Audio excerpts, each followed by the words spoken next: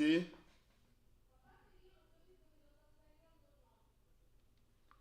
Un attimo solo, un attimo.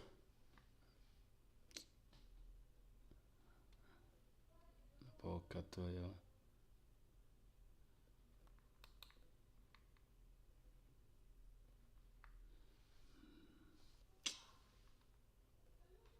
Merda, oh. Merda, oh. Non è possibile, oh. Non è possibile. Non è proprio possibile.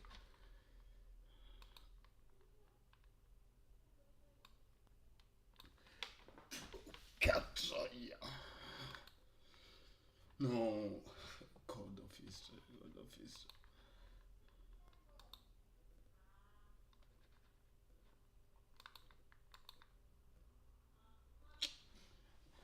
Yes.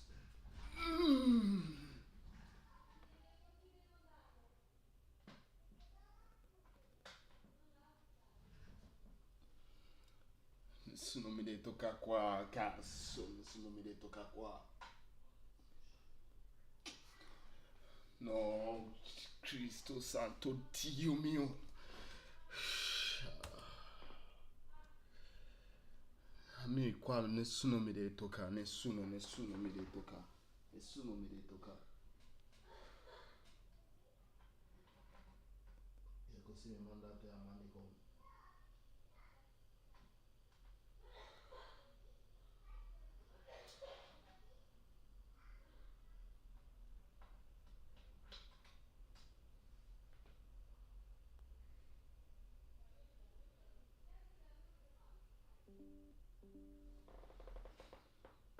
Nessuno mi deve toccare qua. Cristo santo Dio.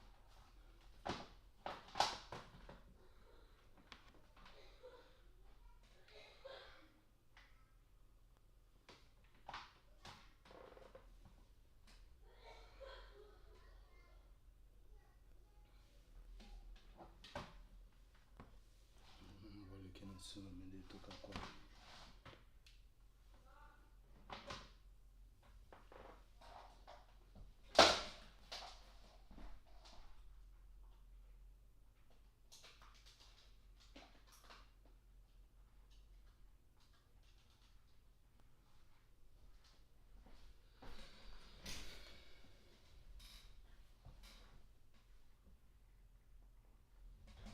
E qua nessuno mi deve proprio toccare. Nessuno mi deve toccare. Ma che cazzo. Che voglio caricare cosa? Li carica un'altra parte. Casa che è piena di presa, ma proprio dove... Porca troia. Porca troia.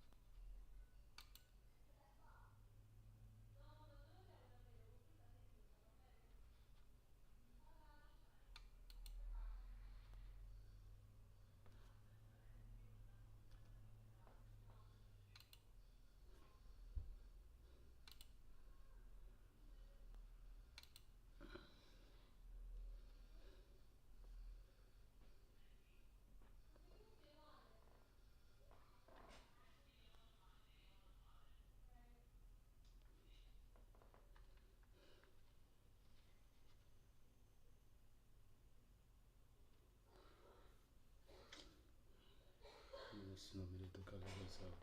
Nessuno.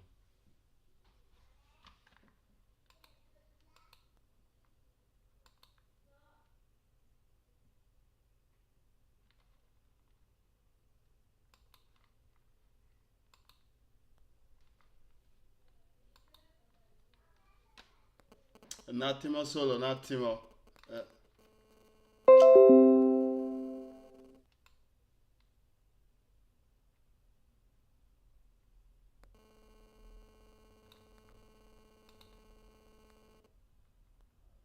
Porca troia. Ah, Cristo santo Dio.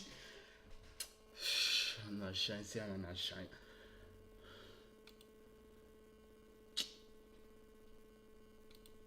E nessuno mi deve toccare le cose mie. Nessuno mi deve proprio toccare.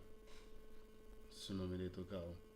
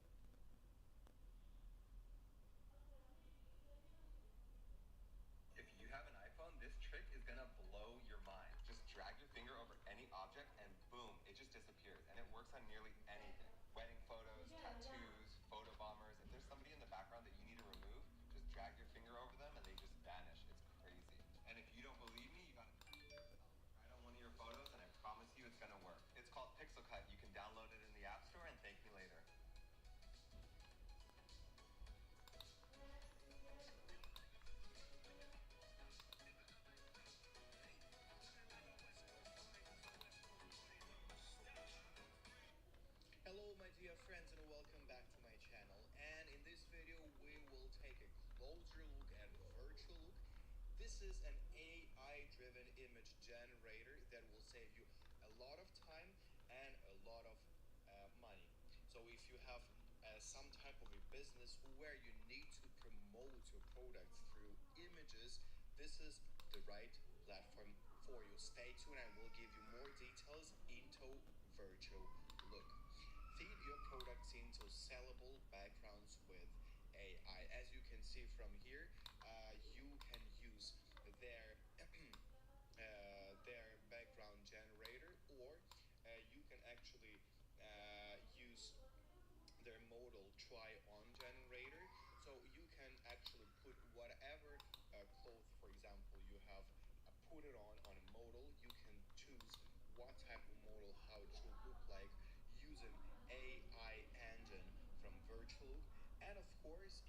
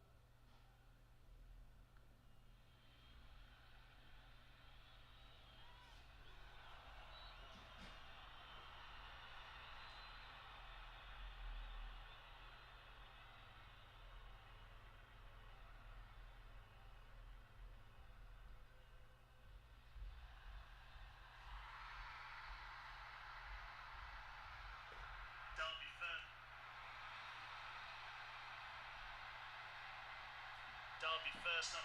Chelsea, Arsenal at 5:30. Sheffield United, Manchester United at 8 o'clock. Chelsea, Arsenal at 5:30. Sheffield United, Manchester United 10 o'clock, half past 10, whenever we're off air, sometime later on, a long way in the distance. Let's deal with the two World Cups first of all. England against South Africa in both of them, of course. Let's start at the cricket, where England are struggling a bit here, Ellie. Yeah, 225 for 3 South Africa in the 34th over, and it's been really a tale of two partnerships for South Africa. Brilliant century partnership between Reza Hendricks, who made 85, Rassie van der Dussen, who made 60. Adil Rashid took both of those wickets, and now they're rebuilding again, South Africa, with Aiden Markram, who's got the fastest ever World Cup century already in this tournament. He is on 40 off 41, Henrik Klaasen on 31. And Jos Buttler winning the toss and opting to bowl first. I'm not sure his bowlers are going to thank him at all for that, because it looks really, really hot in Mumbai at the moment. And Adil Rashid is suffering with a tummy bug. Just seen a picture of him sitting on the sidelines, and he looks peaky in the extreme. So I mean, let's be honest, Ellie, if you've got a stomach bug, you aren't going to want to be fielding a bowling in 35 degrees in Mumbai, are you, really? Absolutely, it's the last thing you would want to do. And also, we saw Reece Topley, who bowled really well in his first spell, actually took the wicket of Quinton de Kock, second ball of the innings. He then was fielding a ball off his own bowling, and it just caught the tip of his index finger on his bowling hand. It's been strapped up, no idea what he's going to be like bowling in a second spell if he can bowl again. So England looking just a little bit ragged and a little bit shredded out there in the heat of Mumbai. Shredded's a great... I mean, the other thing, because you've got the same pictures that I've got, they seem to be focusing on Ben Stokes a lot, who looks absolutely shattered every time they go to him. And of course, he's back for England. Well, he's back. He can't bowl, of course. So, I mean, England's team selection looks... I mean, you know, we're not going to think about the batting just yet. But basically, the tail starts at number 7. With David Willey, because Stokes can't bowl, so they've gone for a full complement of bowlers. But how many of them are going to be able to bowl? We've also seen one of the most bizarre reviews I've ever seen as well. An Aiden Markram hook, Jos Buttler appealing for a catch behind the stumps. Never seen a bowler less interested than Gus Atkinson, but Buttler reviewed it anyway, and it was not out. And Klaasen dropped at cover by Milan. I put a big question mark, because it looked like actually it was more a case of him saving his nose being broken, David Milan, and he managed to stop some runs. But my question had just been answered. Reece Topley is going to come out and bowl again. Probably we'll see whether that bowling hand of his is going to be able to work or not, because he looked in an awful lot of pain when he was hit on the finger earlier on. Is that the traditional scorer's notification for stopping your nose being broken? There's a question mark in the scorebook. Is that how you do it? Drop catch question mark / nose broken. More from Ellie throughout the course of the day here on 5 Live Sports Extra. If you want to listen to the cricket, Reece Topley's just begun the spell coming back from that injury with a wide. There is a second game going on at the Men's Cricket World Cup today. That's the Netherlands against Sri Lanka. Sri Lanka 132 for 3 after 24 overs, and they need to get to 263 if they are going to win that match. They're the only side at the Men's World Cup without a win so far. So that's one half of England, South Africa. Of course, the second half of England, South Africa is this evening in Paris. Semi-final of the Rugby Union World Cup. Chris Jones.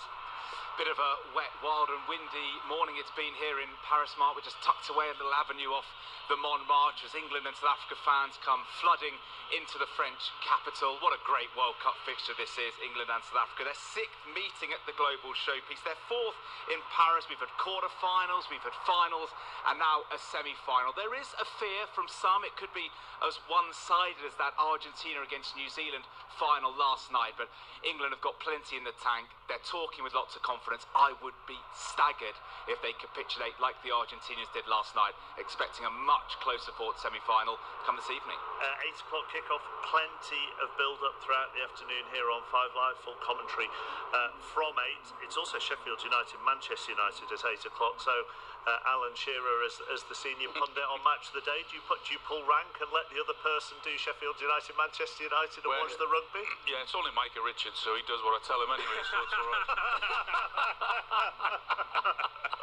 Right, so you will be watching the rugby then? Of course I'll be watching the rugby, absolutely.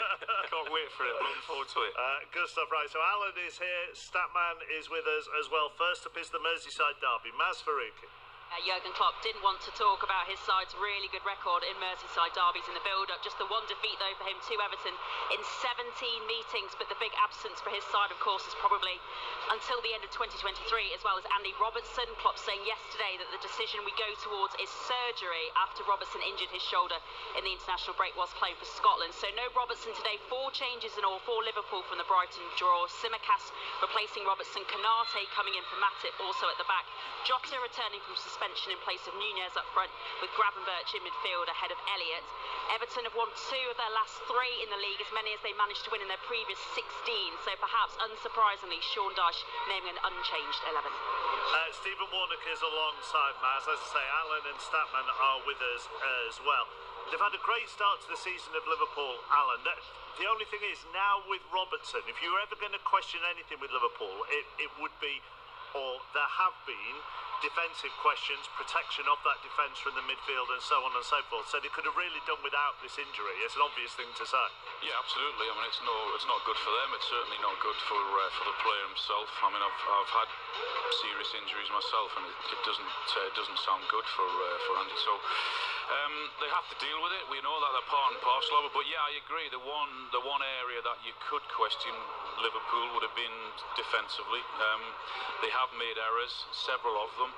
So if Everton are looking for something to get out of the game, then that's something they can certainly target. They do give you a chance. They do gamble in terms of trying to play out, and they have been caught a few times this season. So they could have done without an injury in that department. England have just taken a wicket. Ellie.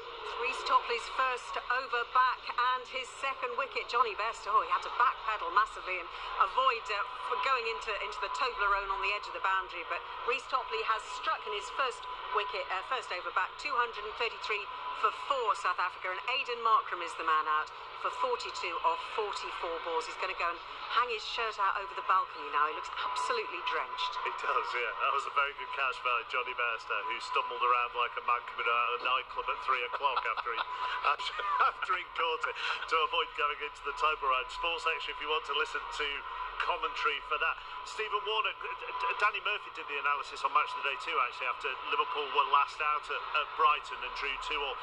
And it was in praise of how Liverpool play. It's sort of chaos, and that, which is great, but also adds a vulnerability to their game. Yeah, it certainly does. I think the year that they won the title, it was almost a feeling of once they score, then they won't be scored against, and they'll find it very difficult to get any shots in a goal against them. That's how watertight they were when they won the Premier League and also the Champions League the year before. But now that they don't have that protection in front of the back four, there are vulnerabilities, as Alan says, at the back. They're an unknown. We go into every game saying which Liverpool's going to turn up, and I think that's probably a little bit of a concern for the fans in and around the club. But from the manager's point of view, he'll be looking at it saying, well, it's a period of transition. We've changed the midfield. We've put Kanate into that back four. We've lost Andrew Robertson. Now we've got Kostas Tsimikas playing in the left back position. There are going to be frailties within that back line, but they're certainly entertaining to watch. I think with their midfield as well, there's not really a true holder in there. You'd say McAllister was probably better in a double pivot at Brighton. You see how he got caught on the ball last week against Brighton for their first goal.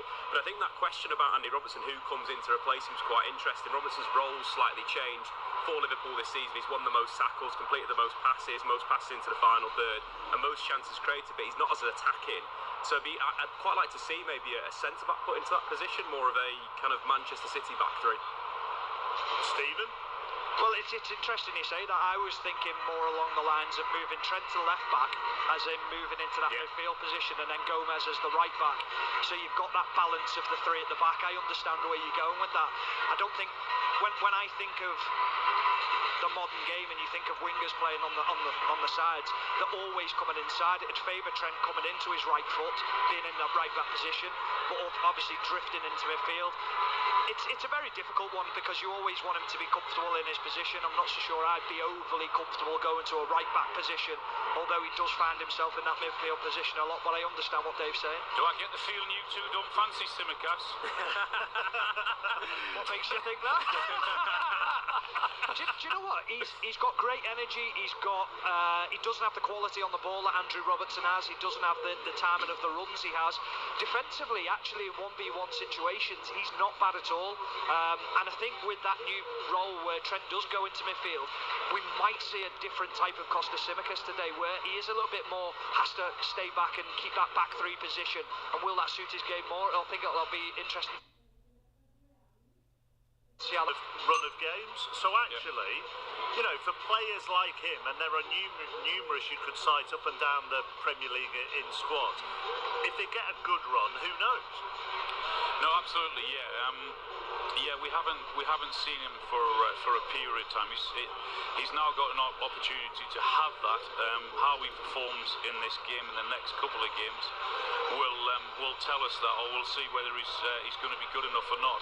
I mean, we are talking about one of the best left backs in the league in terms of who's going to be missing, and Robertson. And the number of times that over the years we've said about him and Trent and what they give to Liverpool and offer Liverpool, particularly in forward positions, but also when Stephen was on about it before, when they were tight and they were mean, and when they did score, then you knew they were not going to concede. So we are talking about someone who's highly rated and a specialist in that position, but someone else has now got an opportunity to come in and do something. When Stephen said sometimes you're not sure which Liverpool you might get. I mean, you could argue very much the same with Everton, couldn't you, Alan, at the moment?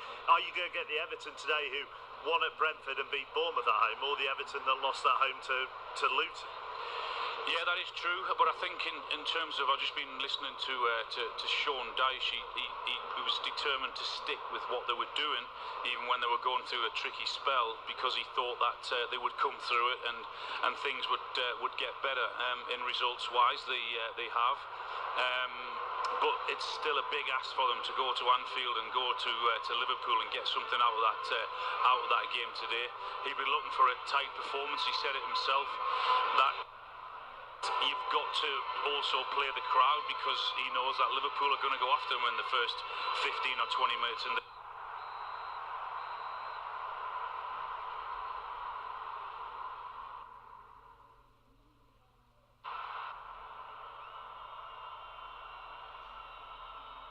crowd will be right up for it, so they've got to try and quieten that first to get something out of this game. I think the interest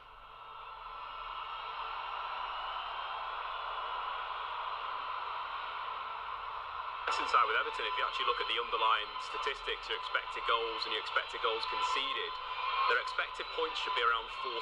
That would put them around 7th in the Premier League. So they're massively underperforming that. And when you look at the squad, on which of those are they most underperforming? Defensively or offensively? Offensively is the big one, because they're creating quite a lot of chances this season. But the four forward players, you'd say Decore's played attacking midfield a lot this season. Calvert-Lewin, Danjuma and Beto all underperforming their expected goals. So if they start taking their chances, Everton would very comfortably be in the top half of the league. I mean, you look, Stephen, at that Everton team today, and I suppose it's balanced, isn't it? Yeah, and that's the big thing with Jack Harrison being fit now, and you've got Dwight McNeil on that left-hand side, Jack Harrison on the right. What you often had with Everton was predictability.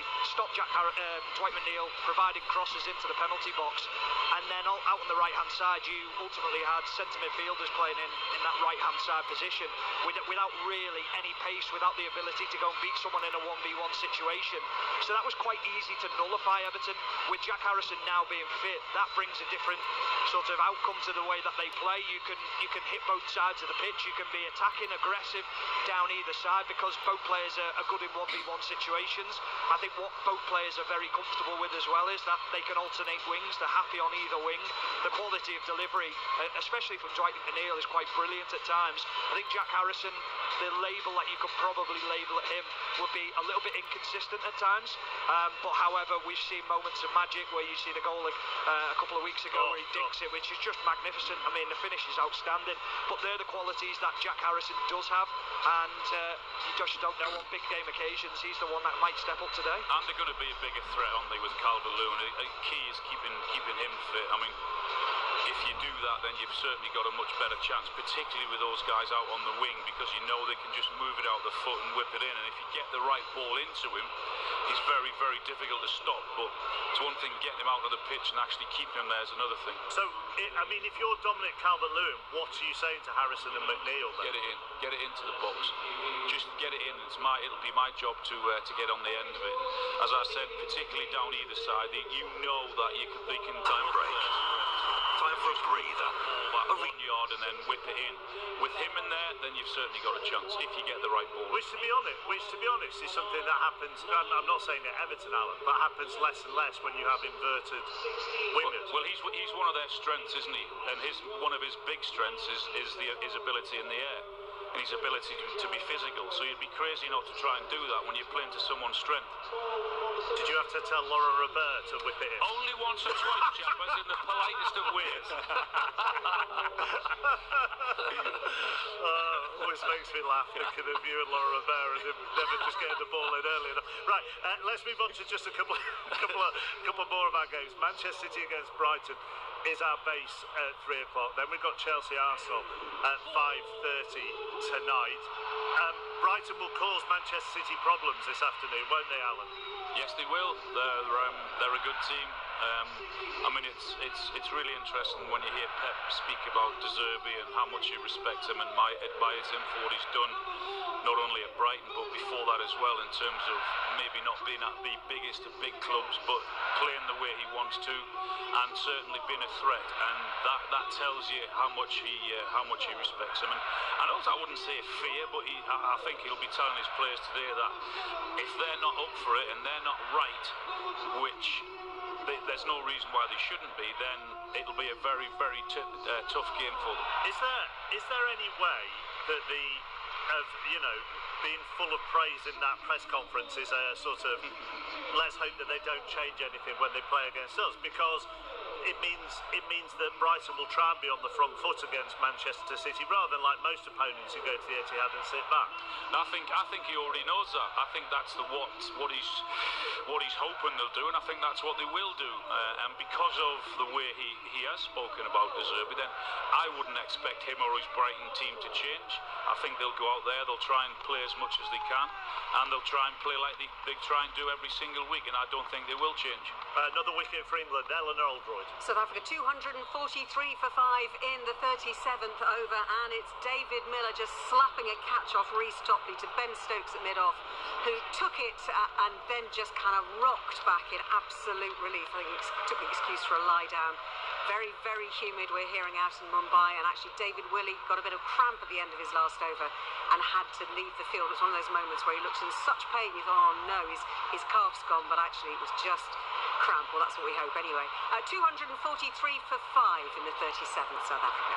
Moving on to the game at Stamford Bridge with Alan before he goes off to do all the prep for match of the day. Chelsea Arsenal at 5:30. Actually, I know the temptation is to focus everything on Arsenal here in the title race, but actually it'd be a good indication of where Chelsea are at as they look to have improved over the last 2 or 3 weeks. Yeah, they've had injuries. It's taken a bit of time for Mauricio to sort of work out who and what he can play, when he can play them. It was always going to take time, I think, because of the huge task that was left to him. They had to be patient, which is not always going to be the case at Chelsea. I still think that people will have to be patient this season because it's just not going to happen straight away. But yeah, it's a huge task for them after a couple of improved results. You can see patterns starting to emerge, can't you? Yeah, you can. You can see his ideas are slowly but surely trying to starting to work. Players are looking more and more comfortable in what he asks them or wanting them to do. But without doubt, this is going to be their biggest test. Yeah, I think from a stats perspective, underlying numbers are really good. Only Man City and Arsenal have conceded fewer goals in terms of chances created. Only Newcastle, Everton and Brighton, Liverpool have created more big chances. The possession stats are good, the passing stats are good. There's a lot of good underlying numbers, but I think it's just for it all to click together for Chelsea. All right, Alan, thank you very much. Enjoy your afternoon. Thank you. Enjoy Micah says, are you ever going to speak to him again? Who? Micah. Who? That's it. Yeah. Thanks very much, Alan. On Match of the Day. Alan on Match of the Day tonight. BBC One at 10:20. So South Africa 245 for 5 in the 37th at the Cricket World Cup. Sri Lanka 149 for 3 in the 28th, and they need 263 if they are to beat the Netherlands. Manchester City, Brighton, our base at 3 o'clock. Chelsea, Arsenal at 5:30. Commentary of England against South Africa in the Rugby Union World Cup semi-final at 8 o'clock, with updates from Bramall Lane of Sheffield United against Manchester United. What a way to return to the Premier League then. Now we know that not everyone likes the early start, but since Jurgen Klopp took over, Liverpool have won 8.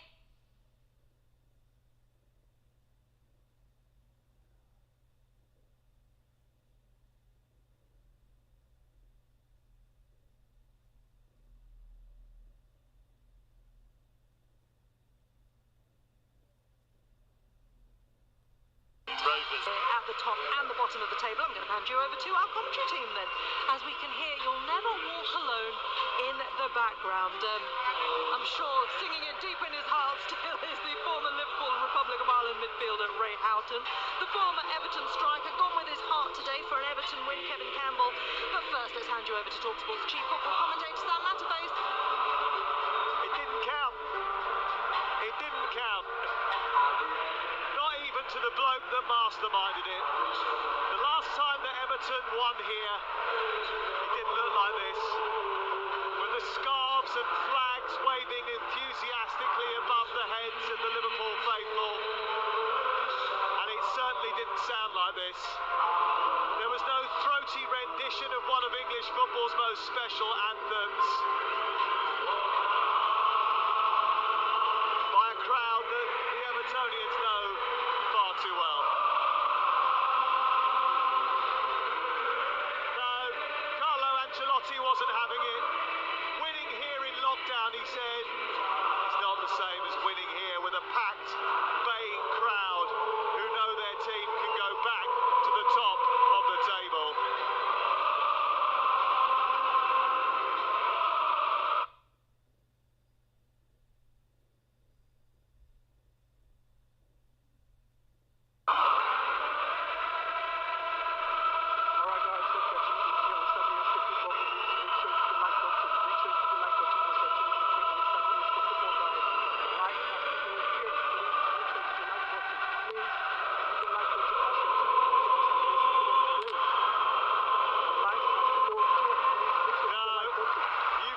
Back 24 years to a time when Everton last really beat Liverpool here.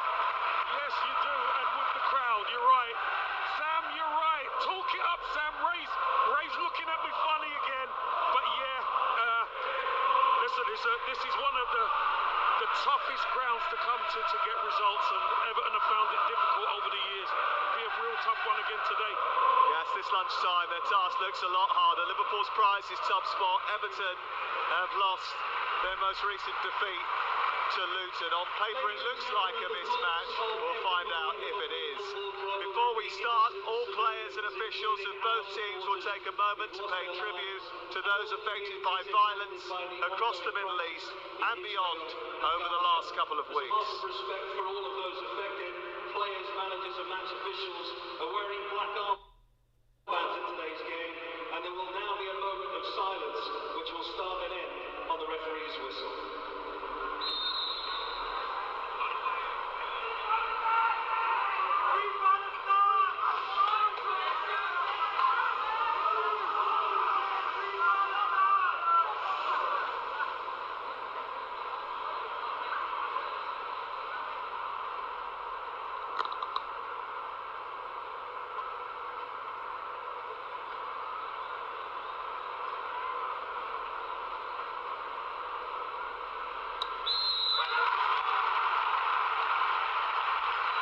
Campbell was the man who did the damage in 1999. Ray Houghton used to wear red for 5 and has played in seismic encounters between these two.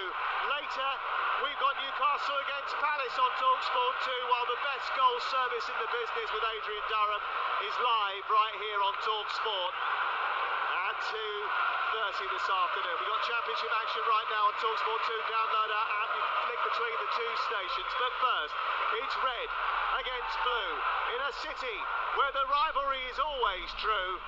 It's the Merseyside derby, and it's live and free and only on TalkSport. Before we start, all 22 players take the knee as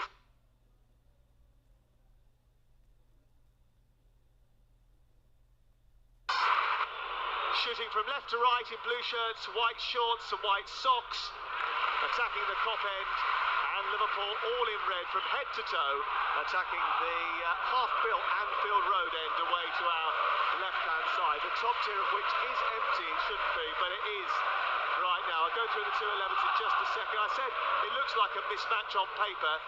Ray Houghton, do you think it will be? No, I don't think so. I was watching, I love watching the warm-ups. McNeil into the centre, and Dominic Calvert-Lewin rises nice and early to get up above his marker and head the ball goalwards, and it's an early catch for Alisson. Yeah, it certainly was. That came from, once again, Liverpool trying to play out from the back, didn't do it well enough. And that's what Calvert-Lewin offers you, that aerial ability. Got above 10-10 stuff already. We'll be playing a minute.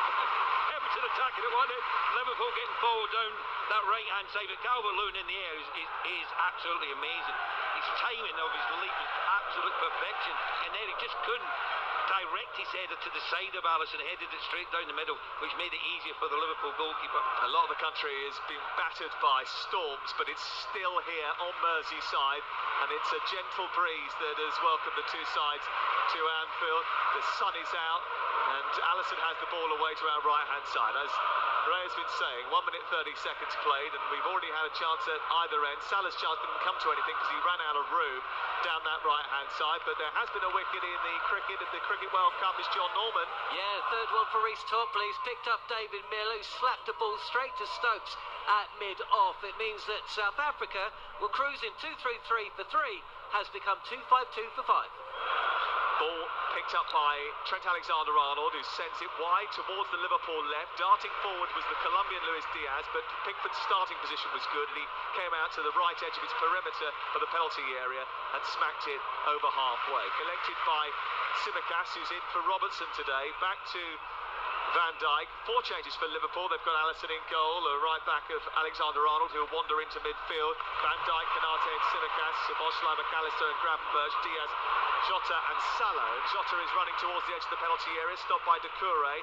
Everton turned the ball over and raced down the left-hand side, but it's been a fast start, Kevin Campbell. It has been a fast start, and Everton's creating one chance for Dominic Calvert-Lewin already. I think that will give them a little bit of a lift. But what I didn't like is on the transition out to Salah. Salah with space, being able to run at the fullback.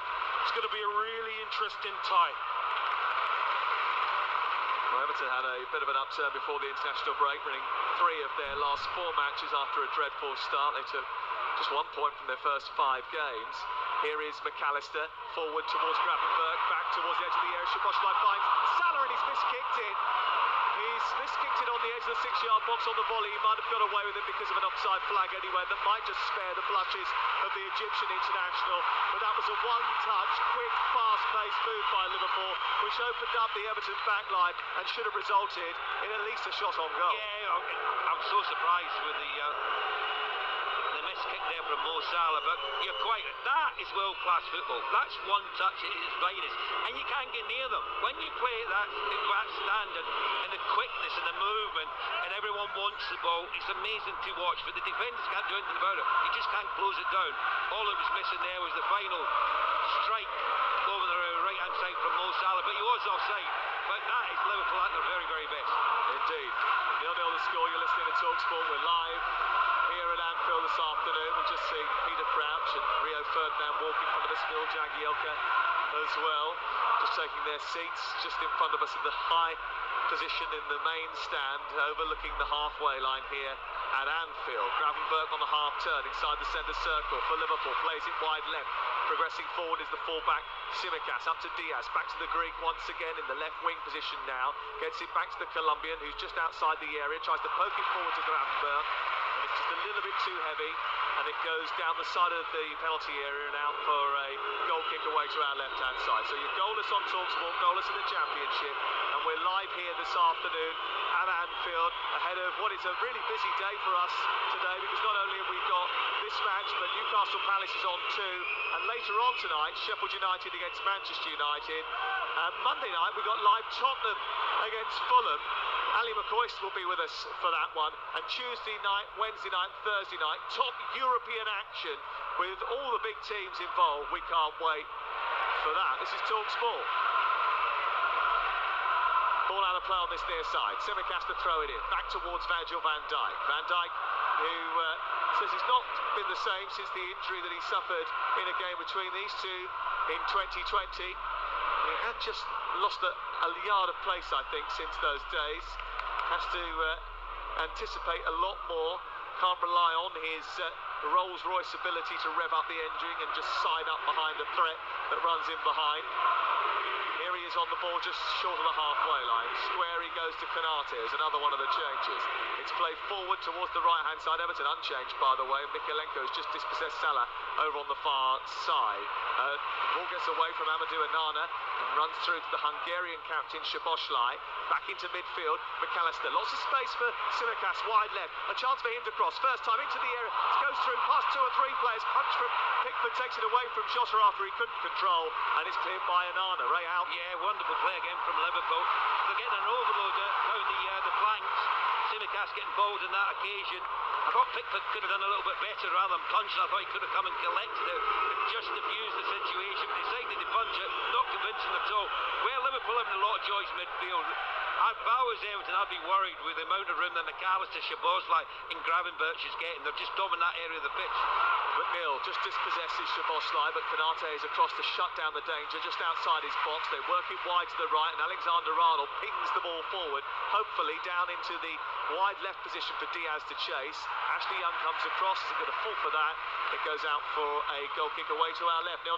Everton have been really wasteful in midfield, and against top players, when you're wasteful in midfield and the transition, they will hurt you. We just saw it was quite a good opportunity for Liverpool if they could get a good contact on the ball. Pickford looked a little bit shaky coming out. He should have just caught it, but look, Everton 0-0 right now. They need to settle down. Rachel Daly has scored for Aston Villa in the WSL. They lead by a goal to nil. She had a brilliant season last season. She was the top scorer in the WSL, and she's off the mark again with a goal in that game against Tottenham Hotspur in the WSL. Here it's 0-0 in the Championship at this moment in time. In fact, Preston have just taken the league, as I say that, by a goal to nil against Millwall. And 3 games off in Scotland. Ross County St Mirren has gone, so has St Johnstone Motherwell. Aberdeen Dundee has also gone, and there are a couple of games off further down the English pyramid as well in League 2. Mansfield against Forest Green has gone today. 0-0 here. The ball is wide on the Everton right as they attack the Liverpool penalty area. Tsimikas is going to smack a bouncing ball into the air. It's met by Branthwaite, who was name-checked by Jurgen Klopp in his press conference yesterday. And the ball is sent wide towards the right. Salah's taken it well. He tries to dive in round the back, but he overhit the pass forward to Diaz, and out comes Pickford and picks it up. You know, that was a real opportunity there. Mo Salah's not started well at all. You know, he had that chance even though he was offside, but he just looks off his game at the moment. That was an easy ball to pick out Diaz. It wasn't a difficult ball with outside his left boot. There's so much room to play into, and just completely overhit it. Just needs to settle down a little bit at the moment, Salah. Had a busy international break, didn't he? Didn't score on international duty against Zambia and Algeria, but he did do quite a bit of travelling. There was a bit of a hefty challenge from Luis Diaz there on the tall, muscular figure of James Tarkowski. Getting something here is a tall order for anyone, but it's always particularly difficult for the Toffees. Liverpool have just lost one of their last 45 Premier League home matches, and they have been pretty reliable here. One area where they haven't been so is set pieces, and Everton have one here, just on the halfway line. Pickford's going to take it. He's going to drop this in behind a very high line. Everton are a big side, aren't they? And if ever you're going to exploit Liverpool, this is set pieces where I think they might get a little joy. And Arnold didn't get any joy there, and Szoboszlai has come racing away with the ball. Salah with a lovely long turn, and he's helped it on towards Szoboszlai, whose pass is behind Diaz. It wasn't great, but Diaz has kept it alive. Harrison trying to get back at him. Gravenberch sends it on to Jota. Good, intelligent pass right side. It breaks to the left. It takes a deflection and goes out for a corner. Oh, counter-attack Liverpool there, aren't they? Look at the bodies they got forward there. You know, defending their 18-yard box 1 minute, win it, and then you Szoboszlai, you've got Gravenberch, you've got Salah, you've got Diaz, and all of a sudden Everton are on the back foot defending. Great play from Liverpool once again. Still 0-0, but Liverpool have looked threatening on the counter-attack, even if it's Everton who've had the only shot on target. It's Tsimikas' cross in with the left foot towards the middle of the 6-yard box. It's headed away. It wasn't the best clearance, actually, initially. It sort of bounced off Branthwaite and then was hooked away to halfway. Alisson, who sat on the bench for Brazil twice in midweek, plays the ball back from halfway to Alexander-Arnold, who pings the ball like a... Well, I mean, it was just laser guided, wasn't it, from the centre of the park out towards this near touchline, and it was collected and then cleared away. Out for a throw-in. The referee didn't know which way to get the throw in there. He was like, I don't know, he just pointed Liverpool way in the end. The referee, by the way, is Craig Pawson today. VAR David Coote. Alexander-Arnold. Oh, this time his pass wasn't great. Mikalenko has nabbed it. And he has closed the ground down well, moving out to the right side. Alexander-Arnold from a midfield position and stopped Mikalenko from progressing. It goes out for a throwing in front of the Sir Kenny Dalglish stand. That's going to be an interesting matchup. Mo Salah versus Mikalenko. Mikalenko, I think he's settled down into this Everton side pretty well now. But we know what Mo Salah can do. You've got to keep your eye on Mo Salah at every stage. Getting away from first Canate and then not getting away from Van Dijk, who did just enough to get in front of him. I did worry, actually, that if there was a little bit more room for McNeil, he might have gone past Van Dijk, but he just stretched out at the last moment and prodded it behind and away for a corner kick. The Rolls Royce is still working because he got there, well, didn't he? Van Dijk got there. Yeah, it was poor from Canate, though. It was a little back pass. He underhit it back to Alisson, but it was well read by Van Dijk, or otherwise McNeil would have been in there 1v1. But we said before the ball was kicked, where Everton might have a little joy is from set plays, and certainly from this corner kick. Here is the corner in towards the near post this time. Alisson goes towards it, but it's away by Canate, who got there first. Harrison trying to keep the ball alive, and here come Liverpool. This is where they're dangerous. On the counter, at pace. Szoboszlai over halfway. He's got Diaz to his left and Salah through the centre. He plays it to Luis Diaz, who goes beyond the defender and did just enough to put him off. Great tackle. It was Ashley Young who slid in at the right moment, and just as he pulled the trigger, Luis Diaz, it bounced up into the air and went behind and away for a corner kick. It was brilliant defending. Great tackle by Ashley Young. But, you know, if you're Sean Dyche, you are looking at an attacking corner, and then within seconds, your fullback is producing a last-ditch tackle in your own box. Something is not right on the edge of the box. 4v2 there in Liverpool's favour. Szoboszlai picked out Luis Diaz, but Luis Diaz, if you look at again, his first touch was pretty poor. He didn't anticipate the challenge coming in from Ashley Young, but great defending from Young. Here is the corner, far side, the right, whipped in towards the penalty spot. Van Dijk was lurking, he's headed away by Anano. Gravenberch declined the invitation to shoot from 25 yards, and they've gone all the way back to the goalkeeper. I must say, I don't know what's happened in the international break, but I think they've put in some new super-powered speakers in this stadium, because that PA is deafening. I mean, we are miles away from those speakers as well, and you can almost feel the sound waves going cutting through you. I don't know what standby for an Anfield exercise is either, do you? Anyway, the ball is on this near side. Harrison trying to escape with it. It's fouled by Tsimikas. And Sean Dyche has spent a lot of the season telling us that Everton have deserved more points. If you look at the XG table, they create the 5th most chances in the league. The expected points table has them in 6th. It's that lack of quality at the end of the pitch, robbing them of points and goals. But they're coming forward here with Doucouré, trying to latch on to Dominic Calvert-Lewin's flick on. He can't get it back to the England man. And it's mopped up by Liverpool's defence, and Szoboszlai will bring it clear. We played 14 minutes, it's goalless, but it's been won by Young on this near side. Jack Harrison takes over in the right wing position, tries to skip past 2 challenges, moves towards the corner flag, eventually appeared to be crunched to the floor, and the assistant on this near side was not in the mood for giving him a foul, so it's a throw into Liverpool down by the corner flag. that wasn't bad play by Everton there. Winning the ball back. I think second balls are going to be so vital in this game. We've seen when Liverpool pick the second ball up, they cut through Everton pretty easy. But Everton have to do a little bit better attacking-wise. But I'll tell you what was the problem there for me, Kev, is no support quickly enough to Harrison. There's 3 Liverpool players around him, and I was looking, where's Garner, where's Ashley Young, and they're 20, 30 yards away from him. When they play the ball down the line, you have to push up as a group, as a unit, and get in contact. You have to be close enough. If he gets into trouble, he's got a ball back to one of his teammates. It's a little bit of a hefty collision on the sideline between Branthwaite and Luis Diaz, and Sean Dyche and Jurgen Klopp have had previous in sort of a bit of moaning from the Liverpool manager about the physicality that's been used, but Burnley and then with Everton. I don't see any problem with what we've just seen out there. Just 2 teams competing for the ball. You've got every right to go and try and win it. I think the Corey there, it was just a little tug of the shirt, which was spotted by the referee. They've just started to grow into it a little bit more, Everton. It's whether they've got that belief that they can go on and actually win the game. The Corey's getting higher. He's getting up a lot closer to Calvert-Lewin, who's won every header. Every time they put it in the air, Calvert-Lewin's winning the header, but you need people running off of him. Well, Everton haven't scored against Liverpool since Damari Gray scored a consolation in December 2021. That's 348 minutes of football without having a derby goal to celebrate. Here is Harrison towards the edge of the penalty area, though, in towards the edge of the 6-yard box, and finds the head of Konate instead of Calvert-Lewin. Konate had to be on his mettle there to get in front of the England striker, because that was a well-delivered ball by Jack Harrison from the right-hand side on his left foot. Yeah, really good play by Everton. Quick ball down. Ashley Young passes it to Jack Harrison. Harrison goes down the line and cuts back on his left foot, puts a really good ball, well dealt with by Konate. I'd like to see Calvert-Lewin get across him if he can. Preston 1, Millwall 0, live on TalkSport 2 in the Championship. Corner in front of the Kop to be taken by McNeil. Left-footed, right under the goalkeeper. It's towards the back post, and he fumbled with it. He's dropped it inside the 6-yard box, and is helped away by Van Dijk. Back in it goes from Ashley Young. Down the left, the flick on by Tarkowski. No offside flag. Cleared away by Szoboszlai. Taken in by Salah. Moved forward towards the left. Diaz with Szoboszlai joining on the far side. It's played in towards the Hungarian.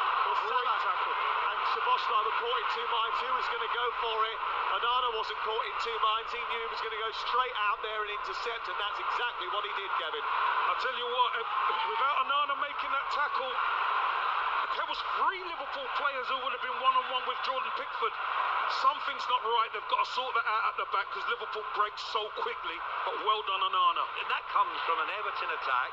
Liverpool break quickly, and then Liverpool getting so many men forward, and Everton aren't getting back defensively in numbers to see off the danger. Luckily or not, I mean, it's great play in the end, but it's fortuitous in some respect, because I think the Liverpool players were going, after you, Claude, do you want it? Do I want it? No one was actually decisive enough to get onto the ball and go and get a 1v1 situation. Well, there was an embarrassment of riches for I agree with you. It's just, it's doing the right thing. Yeah, the managers have got to be looking. At the moment, Sean Dyche is well outside of his technical area, infuriated with some of his teammates, or his players out there, should I say, because they're not getting in the positions that he wants them to. Yellow card for Ashley Young. Sean Dyche was going absolutely balmy down in front of us. His challenge on Luis Diaz was late. It was nothing more than that. And it's the first yellow card of what is usually a spicy encounter. Remember, there have been 22 red cards in the Premier League era. That game that you played in, where you scored the goals here, there was 3 red cards. Sander Westerveld was one of them. Didn't someone have to go in goal? Steve Staunton had to go in goal. When he kept a clean sheet. Here is Salah down the right-hand side, getting into the right wing position. Mikalenko goes out to left back and then tries to help it on. And fighting for it over on the far side was Dominic Szoboszlai. Ricochets out of play and away for a Everton throw-in in the left full-back position. If you're Sean Dyche, Sam, you've got to say to yourself, we've got to be a lot tighter at the back, because Liverpool are getting too much opportunities from Everton attacks. Something's wrong.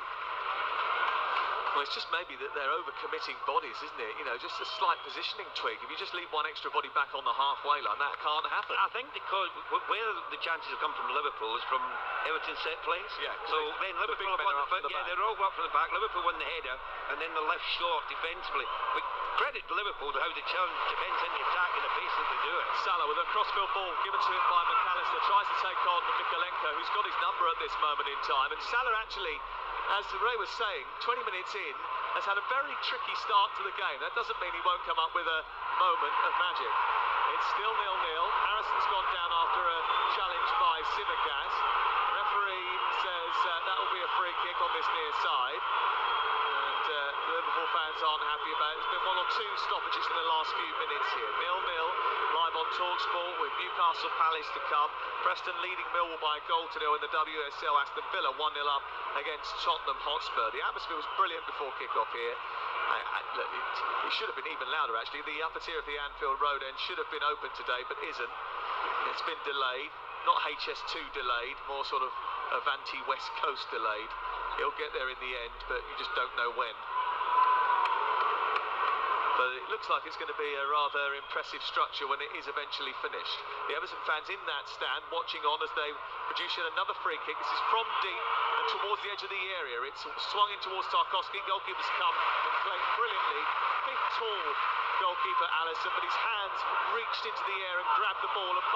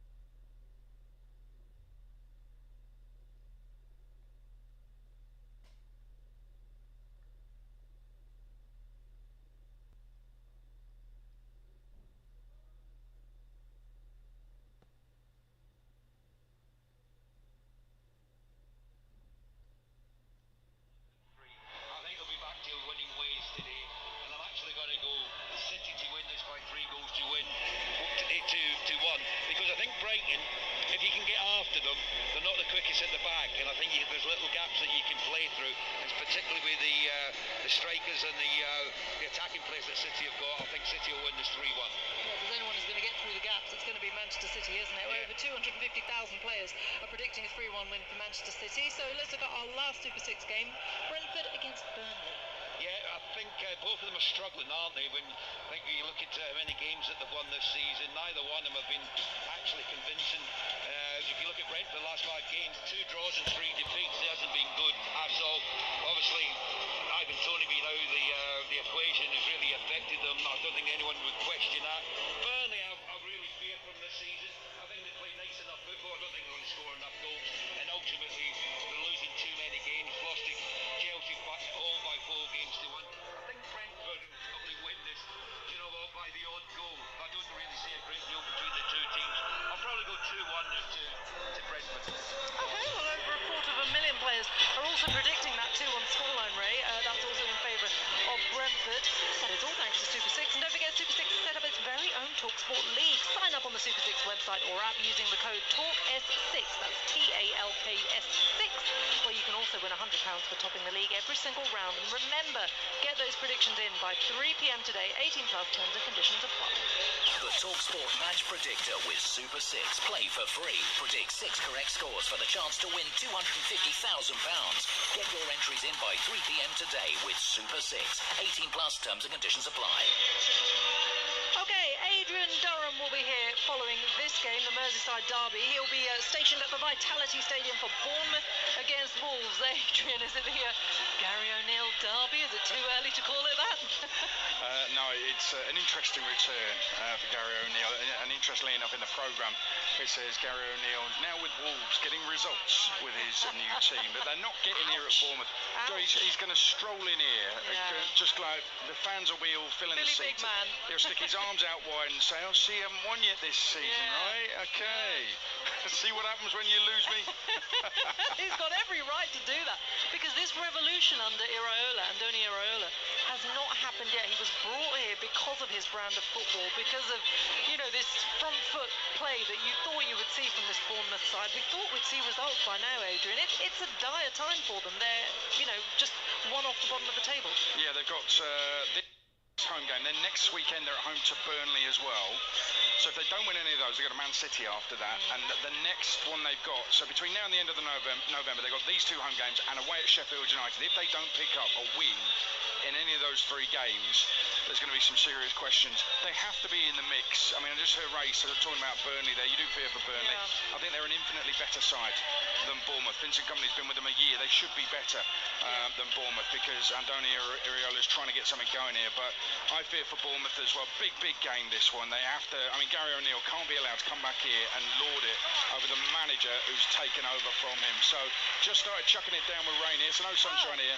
But a big day of football. Premier League is back. And by the way, whose idea was it to put a 38-year-old up against Luis Diaz?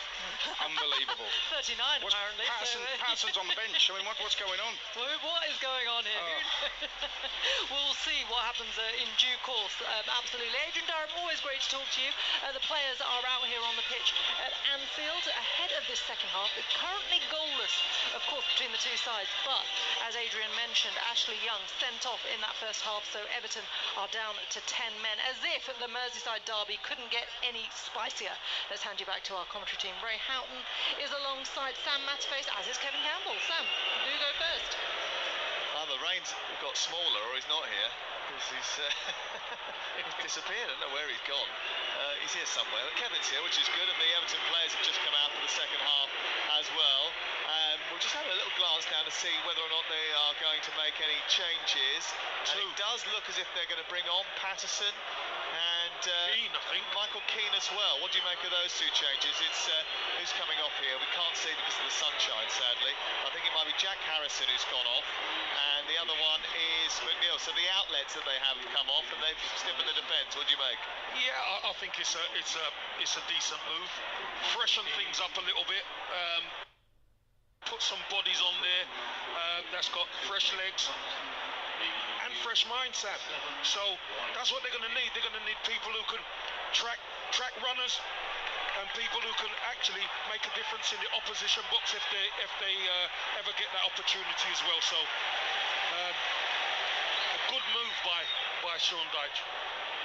Well, you heard from Adrian Durham at half-time, and he was surprised that Ashley Young was in the team in the first place because of his age against someone of the sprightliness of Luis Diaz. We'll see how Nathan Patterson gets on against him. They've gone to a flat back five, it looks like, at the start of the second half, with three in midfield and Calvert-Lewin up top.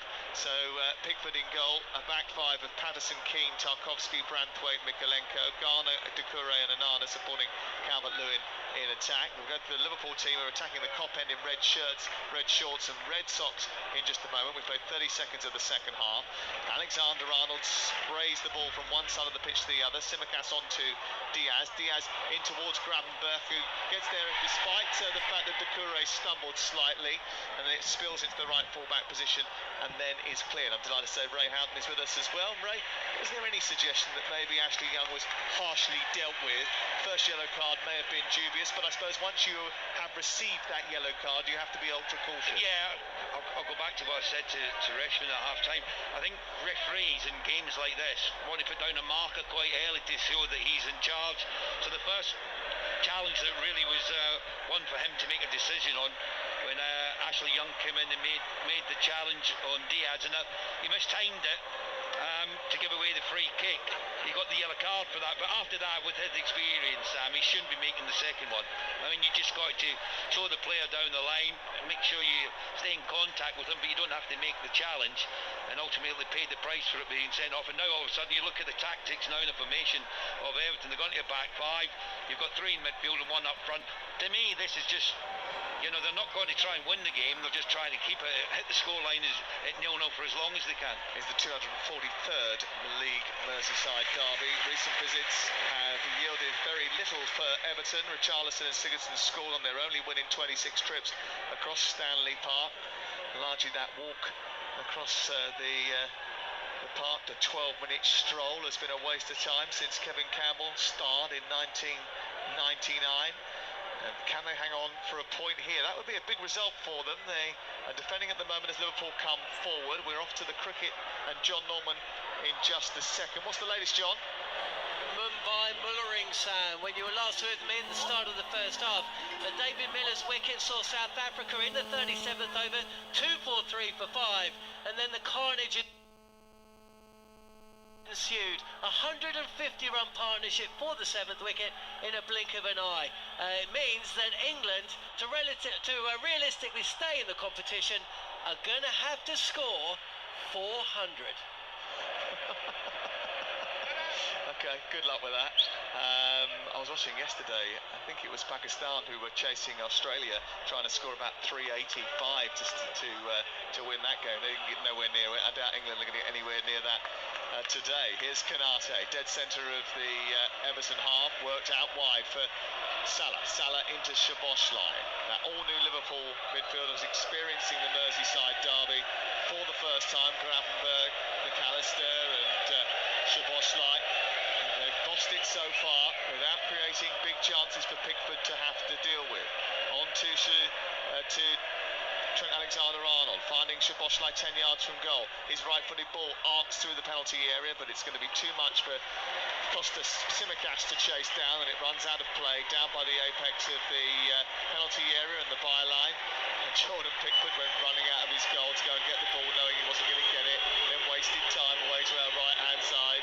With the opening few minutes of the second half, it's quite obvious Liverpool haven't worked out this formation that they're playing against and what we do against the back five. I've just watched Jurgen Klopp in his technical area try to have a word with Mo Salah. I think he wants him to hold his width a little bit more on this right-hand side to really stretch the opposition. Well, they will have to come up with something, and when you're playing against a tightly compact defence, then width is usually the way of doing so. I'd bring on Nunez and put him up there alongside Josh. I don't think you need all the players back here now. You could bring off a midfielder or a defender, because Everton have got Calvert-Lewin up there. Doucouré's trying his best to make an extra man to help him out, but in general, you know, they're just going to, it's a rearguard action from Everton to keep the scoreline at 0-0. They need the one-man wrecking ball. On the left, Tsimikas delivers a cross into the box. Again, there's no one really to attack it, and that is a bit of a surprise, bearing in mind the advantage they've got in numbers. Konate's just dragged Onana to the floor. That's going to be a yellow card for him, the first of the game for a Liverpool player. Yeah, you see the reaction of the Evertonians to our left. About time, I think they were shouting there. Yeah, and then you could see there quite clearly Konate just caught out there with Onana. Nice piece of skill to take it away from the Liverpool defender. Of course, for many years this was called the friendly derby. Not too sure about that. I never remember. The only thing friendly was sometimes fans would come together. Yeah, well, that was about it. They used to be able to sit together many years ago as a stoppage is put in place because of a head collision involving Konate on the edge of the penalty area. Yeah, it hasn't been like that for a little while. I think it's probably because so many families are split red and blue, mums and dads, different family ties. Kev, did you always find it fearsome, these derby matches? It was friendly when you saw them going to the game, but the game was always ferocious. No. Out on the pitch, it's always ferocious. And both sets of supporters, you know, they're desperate for the team to win today. Yeah, it's not been cordial on the pitch, that's for sure. We've already lost a player to a red card in the fixture that has had more red cards than any other, by I think about 6 now. Here is Szoboszlai out towards the left-hand side, collected by Tsimikas, moving towards the edge of the area. It's away by Doucouré, and then it's collected by Alisson. Up on the halfway line, he's got bored, so he's come up to the edge of the centre circle to get involved. He sprayed the ball to Van Dijk, who's released. Jota moving on the edge of the box, plays the ball behind. Diaz comes to Salah and shoots. Brilliant block. Back to Jota inside the area. It falls to Gravenberg. It's blocked by the defender on the edge of the 6-yard box. Tarkovsky. Great defending. And it's out for a corner kick. Great defending there by Everton. Top bodies on the line. I mean, it was a really couple of good opportunities for Liverpool, but Everton matched the shots. Brilliant from Tarkovsky twice, because Branthwaite lost his footing and that gave the chance for Salah, but he just threw his body in the line of the strike. Not once, but twice. Here is the corner over on the far side, in towards the near post. It's headed away by Calvert-Lewin. Back out as far as Alexander-Arnold, whose effort pops up, hits the arm of the defender, Patterson, but I think that was an inadvertent arm. They're holding to have a look at the VAR, but I thought his arm was close to his body, and it popped off of his foot and hit his arm. Well, a couple of things come out of it, Sam. One, was an intent there from Patterson? I don't think so. The other thing is, everything's going to be checked. I don't know why players go so crazy over things. I don't think there's any chance that can be deemed. Oh, I don't know actually, because it might have come off of it. Because it got deflected, I think that's why he didn't have a chance. Well, I couldn't see who it was who's Keane, I think. His arm was out further than Patterson's. Here is Trent Alexander-Arnold siding the ball through the middle of the box again too heavy. Floats behind and goes out for a goal kick away to our right-hand side. Interesting. If Liverpool keep playing those flat balls in, Everton will be happy. Liverpool, Ray, have to get down the outside. Yeah, I totally agree with you, Kev. Too narrow there. You've seen Mo Salah's position. He's gone infield. And the longer the game goes on like this, the more frustrated, not Everton will get, more frustrated Liverpool will get, because they're not creating the openings. But you mentioned already that Jurgen Klopp has asked Mo Salah to hold his width on this right-hand side. Yet they haven't done that on either side, have they? Well, why not? I think Mo wants to go where he can influence the game, and I want him to do that. If he goes infield, it's up to Alexander-Arnold to be the wide man over the right-hand side, same with Tsimikas over on the left.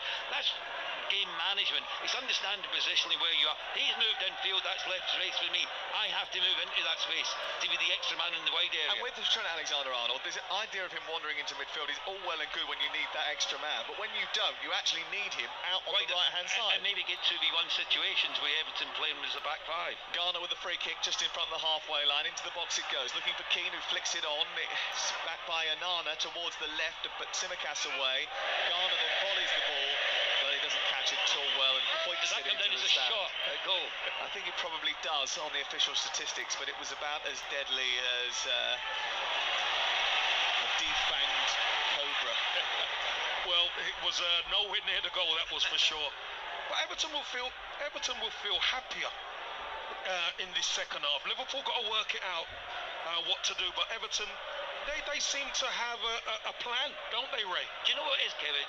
I think it's easy to be destructive, i.e. you can sit back there rather than you have to open up defence. It's much more difficult to open up a back line that is just going to be rigid, sitting in front of the 18-yard box and say, come on, try and break us down. So patience is key here for Liverpool. They haven't got to get frustrated. Still a long time in the game to go for them to get what might only be the only goal of the game. But Everton are working extremely hard. Ball out on the left for Luis Diaz into Gravenberch, and then back infield it goes, out to the right. Trent Alexander-Arnold takes it on. Down the right side into Mo Salah's path, comes back to Alexander-Arnold again. He whips it deep towards the far post. Again, it's too heavy. Kept in by Tsimikas, just about. Jota keeps it alive. That might have gone out of play. The referee has played on. Gravenberch takes on Doucouré, goes into the box, plays it down the left. And Diaz trying to get across his marker, gets bundled out into the advertising hoardings, and then an Everton player goes over the back of those. Onana disappeared behind those advertising boardings, and there's a little bit of concern about him. The Everton players have gone rushing out there to try and see if he's okay. I think he's hit the hoardings pretty hard, hasn't he? I think he's gone over. Is it Tarkowski's gone over there to see if he's okay? It is. Look, Pickford is laughing his head off. He must. Well, I think initially, Kev, when you look at it, it was a little coming together between Onana and Diaz, and they're both pushing each other. And then Onana goes over the top of Diaz, straight into the hoarders. That's a painful one. And over the top. Oof. Also, it's a sort of tight gap behind there, and he's sandwiched in between the railings and the advertising hoardings, and the stewards are going around now to try and get him out. They've just about got him back to his feet. They need him back as well. He's a big player. Yeah, he's a big player. I don't want to take a risk with any injury that he might well have sustained. I think it'll be, I mean, if anything, it'll just be like a collision with... At least we saw. Yeah, he'll be all right. He's a big player for them, and Sean Dyche, in his technical area, knows that he needs him up fit and healthy to continue. Everton right now have got it absolutely right. Yep. They've made the adjustments, and what they're doing, when Liverpool have the ball, they're going to 5 at the back. As soon as they gain possession, they're going 4 at the back, and Liverpool don't seem to be able to work it out. What they've done is when they've got the ball, they've sort of shifted Mykolenko just a little bit further up the pitch, haven't they? Or if it's the other side, then Patterson will move up, and as a result of that, they're trying to give themselves the extra number. It's still 0-0, and while it's still 0-0, Sean Dyche will be happy, but he'll know all about Liverpool's late comebacks in games, and know that they are a team that like to score second-half goals. Liverpool at the moment, Sam, are getting more and more frustrated. The crowd are getting affected, the players are getting affected. We've seen it there with Alexander-Arnold, under no pressure.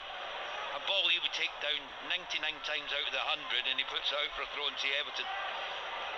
It's been a little bit sloppy since about the first sort of 25 minutes, really, when Liverpool were getting in behind so often from those counter-attacks after Everton set pieces. Since then, they haven't really crafted opportunities that have got the pulse racing, and there have been very few shots on Liverpool Pickford's in goal. that first half, where Liverpool getting joy was because Everton were attacking. Everton are not attacking at all now. Well, so Liverpool can't get in behind them. They've just that back 5, which is so difficult to break down at the moment. 76% possession, 14 shots, but only 1 on target in the entire game. Here's Salah, back to goal, inside the area, trying to turn away, and Onana manages to bring it clear. He's trying to shoot it up towards Calvert-Lewin, cut out by Konate. Forward it goes by McAllister into Diaz, who rides one challenge, plays it down to Salah. Again, his back is to goal as he tries to turn. He's offside anyway, and Mykolenko turns the ball out on this near touchline and puts it out for a throw. And it remains 0-0, and we've nearly played an hour. You're listening to TalkSport live at Anfield, and remember, we're with Super 6. Predict 6 correct scores from this weekend's action, and you could win £250,000 without spending a penny. 18 plus terms and conditions apply. Change incoming, Beto, and it's going to be Beto to try and add to a bit more presence up front, and probably he'll run in behind. Dominic Calvert-Lewin's done great up there on his own, but he's going to be absolutely knackered because it's only him. Jota trying to get the better of Tarkowski. He's trying to hold him off and waiting for Pickford to come and get it. Eventually Pickford does come and get it, but he did hesitate just a little bit. Great strength though, brilliant from Tarkowski. He's not the quickest over the ground, but he just got his body between him and the ball and didn't allow Jota to get in behind him. Pickford should have come out a lot earlier to come and help his teammate out on that occasion. Be interesting to be back. I've got to agree with Kev. I think Calvert-Lewin's done really well with not a lot of service. He's worked so hard for the cause out there. Diaz trying to trick his way down the left-hand side, gives it to Tsimikas, who crosses the box, is poor, and that's been their sort of tell of the tape really, Ray, hasn't it? When they've got into those wide areas, or they've got the ball into the box, the final ball either hasn't been converted when it's been good enough, either that, or it hasn't been good enough. And even Alexander Arnold's final ball hasn't been quite good enough. You know, he's normally on the money when he's putting balls into the box. That hasn't been the case. And with Robertson being out, you know, there's been a lot asked of Tsimikas, and he's not really quite delivered, has he, in what we've seen from him. That's not to say that they won't. You know, it's still half an hour to go. You'd think there's only 5 minutes the way everyone's reacting. There's times we just got to slow things down.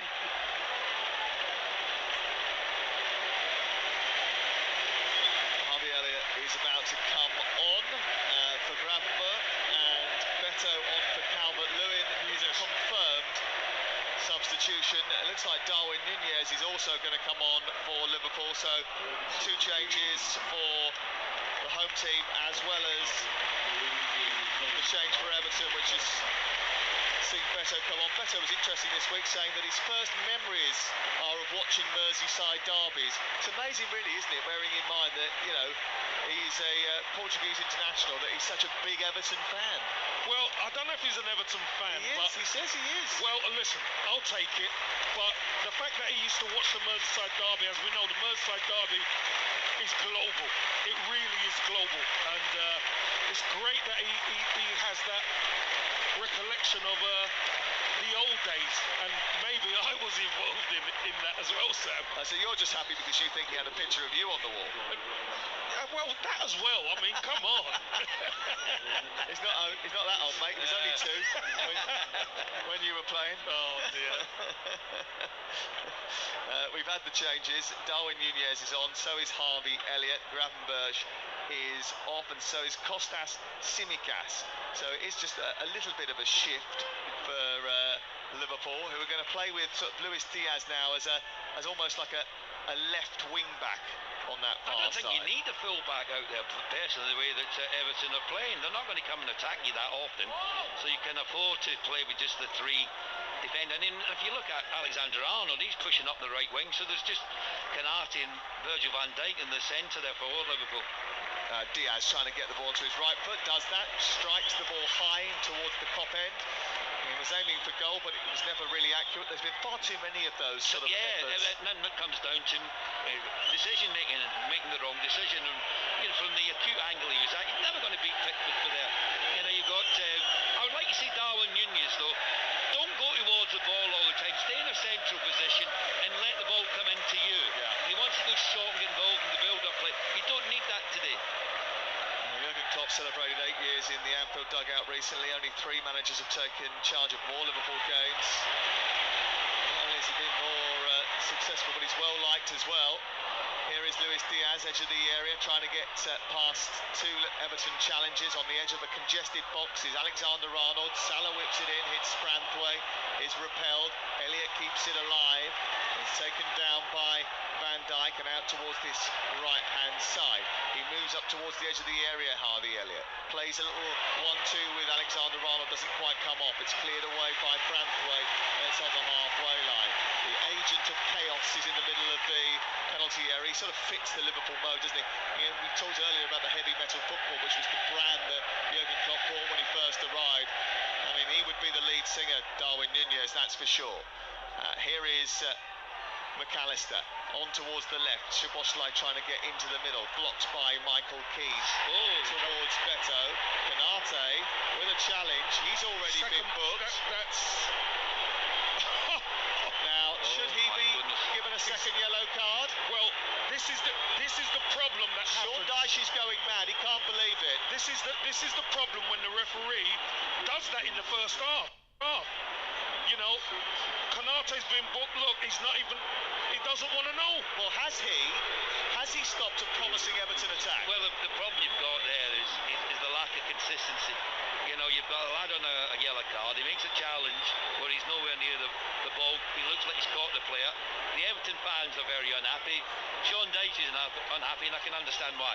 And it comes down to the referee and his interpretation of what he's seen. Well, the Everton fans will be absolutely furious about this. Yeah, they are, rightly so. I'm fuming. And now they're going to make a change here, and I think Joel Matip is about to come on to replace Konate. Here's Nunez at the other end, right-footed, along the floor, fingered by the goalkeeper, and kept into his chest, Jordan Pickford. Let's just break this down. He was booked, Ibrahim Konate, for a challenge earlier in the game. Now, a definition of a yellow card is if you are stopping a promising attack. That's one of the many definitions of what constitutes a yellow card offence. I think he did that because he tugged back Beto as he was trying to get away from the halfway line. That is a booking. Let's have it right. If he hadn't been booked, if he hadn't had the first booking, he would have got booked there. So you have to ask the question, Kevin, why didn't the referee give a second yellow? Here's Nunez at the other end, fed by Luis Diaz, out towards the left-hand side. The ball delivered against the defender, who slides in, puts out, and goes out of play. And Joel Matip now is coming on, I presume, for Ibrahim Konate, because Jurgen Klopp knows he's got away with one. No, listen, it's as simple as that. There's a decision that's been made. Alexander Arnold saying to Konate, get off quickly, we've got a corner here, we want to get on with the game as quick as we can. He's a lucky boy. Hold on. Sean Dyche. Sean Dyche is going to get a yellow card. I'm not surprised. I think he'll take that. I mean, you know, we talk about VAR decisions, etc. This is another one for the weekend, isn't it? You do always sit there and think as well that once you have one game where a decision is made which is like that, the whole thing starts to sort of tumble away from you. I do hope that's not the case this weekend. Here is Alexander Arnold from a corner which is taken short. Back to Elliott out towards the right-hand side. Everton down to 10 players, but asking the question as to why Liverpool are not. And the ball is released to halfway. It's taken down by Elliott. Elliott moves up into the shaded area inside the half attacking the Kop. He leaves it for Diaz. Out wide it goes towards the right. Salah with a poor delivery again. He's had such a poor game, Mo Salah. It's unbelievable. I know I'd never want to take off a player that can win you it, but I've got to be honest with you, what Mo's given Liverpool today, I've not seen him play as bad as this for a long, long time. He just looks so much off the pace of the game and decision making, and McAllister now went out. It's catching, isn't it? It's catching. Well, it has been a bit scrappy, as I mentioned, since that sort of half an hour mark in the game, where Liverpool's ability to get in behind Everton sort of stopped, because Everton stopped attacking, left the player back when they had the set piece. They haven't had any chances since then, and then they lost Ashley Young, and since then it's been sort of protection first. As a result, Liverpool have found no space to be able to cultivate opportunities. Everton have done a really good job of adjusting. They've made two really good substitutions, and obviously Beto coming on the third, which is physical up there. He's using his body, he's doing really well. Liverpool haven't worked it out yet, and this is more like forwards against defence, Ray, isn't it? Just looking at Alexander Arnold down there, Kevin, he's just having a word. He felt that Beto used an arm there, and that was what he intimated to the fourth official. It's getting a bit niggly out there. Yes, it really is getting very niggly. A lot of Beto's just had a little lash out at McAllister. The referee is allowed play on, because he now can't book an Everton player for anything spurious, can he? Not after what he's failed to do to Konate. Back infield it goes, collected by Szoboszlai. We've got 22 minutes gone, and it's still 0-0 in the Merseyside derby. Liverpool know that a victory will take them top if it's sizable enough in this game. But at the moment, they find themselves remaining in fourth position in the table. Ball out on the left-hand side. It's down the left once again towards Jota, and then Van Dijk into Luis Diaz and trying to take on Doucouré. Again, Liverpool can't pierce these blue shirts that are lined up in numbers on the edge of the penalty area. It's with Szoboszlai into the box, headed away by Garner, and then cleared away. Well, Liverpool do have a habit of winning games late on. There is a sense of nervousness amongst the crowd here, wondering whether or not they can find that potency, find a way to cut through this stubborn Everton backline. At this moment in time, they look impenetrable. Here is Matip into Jota, wide to the right, and now for Elliott, who tricks his way into the box and gives it to Salah, whose ball into the centre is poor. He's just forcing it at the moment. When you have a bad time, you do that. You know, you try the hard ball rather than the simple one. Jurgen Klopp standing on the edge of his technical area. Pep Lijnders doing the gesticulating and shouting at this moment in time. They're looking to try and change things. Szoboszlai goes on the outside of the defender Patterson, gets into the area well. Patterson recovers brilliantly, tries to shake it away, but Jota is there. Then Onana smacks it clear, and Everton are already hanging on, and we've got 20 minutes to go. You know, the problem with the referee's decision or non-decision is it actually could have opened the game up a bit. Yeah. If it went down to 10v10. Back to Szoboszlai, left-hand side from Diaz. Centrally is Alexander-Arnold. Again, there's no one out and wide on the right. Elliott towards the left, and now McAllister. Back to Diaz, left side of the box, taking on Patterson, trying to go beyond him. Patterson slid in, brought him down. Referee says no penalty. I don't think that was a penalty. I think Diaz felt a little bit, maybe a contact, and then made it look worse than it was. Tarkowski just going to have a word with him. We'll see here from the replay. I think he's just gone to block it. Yeah, he's probably blocked it. No, I don't think that's a penalty. Chance. Not for me. But is that a booking for Diaz? You know, he's tried to con the referee. Kev, you know when you go back to the decision by the referee on Kanate, yes, it isn't about, you know, evening up all, you know, making it a better game. What you're looking for is consistency. Well, you're looking for a consistency. There is contact from Patterson on Luis Diaz, and VAR are looking at it. They've looked at it very quickly, and they've said play on. Yeah, listen, I think it's quite clear. You look at it, you see it, and you make a decision quite quickly to say, no, there was no real contact there from Patterson. Not enough anyway to suggest it could have been a penalty. But referees have got to get the key decisions right, and they didn't get that with the Kanate one. Yeah, here is Jota into Salah, gets it back again, shot blocked by Onana. Comes out into the midfield. Beto tries to stride forward, can't do so, but he might get a second chance to run now.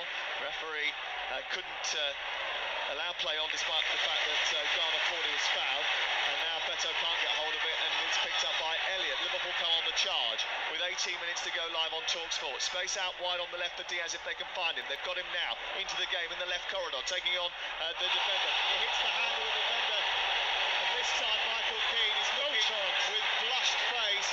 Again, it looked like it took a deflection to me. It did travel some distance. It hit his arm, but it's so close. He's so close. Such pace. I don't think you can get your hand out. It's so close.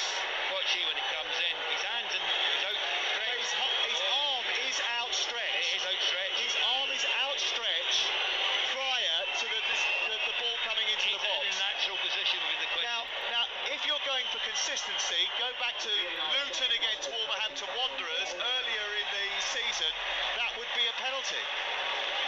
It wouldn't surprise me if it wasn't given as a penalty.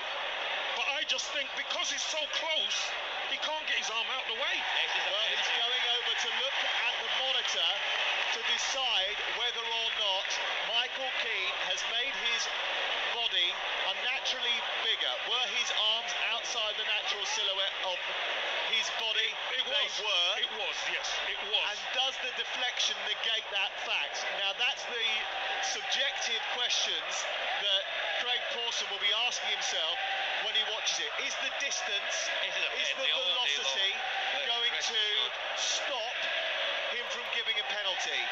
It takes a little deflection, I think, off Patterson, or does it? That's the question.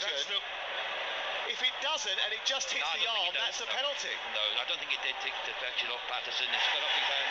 Penalty to Liverpool.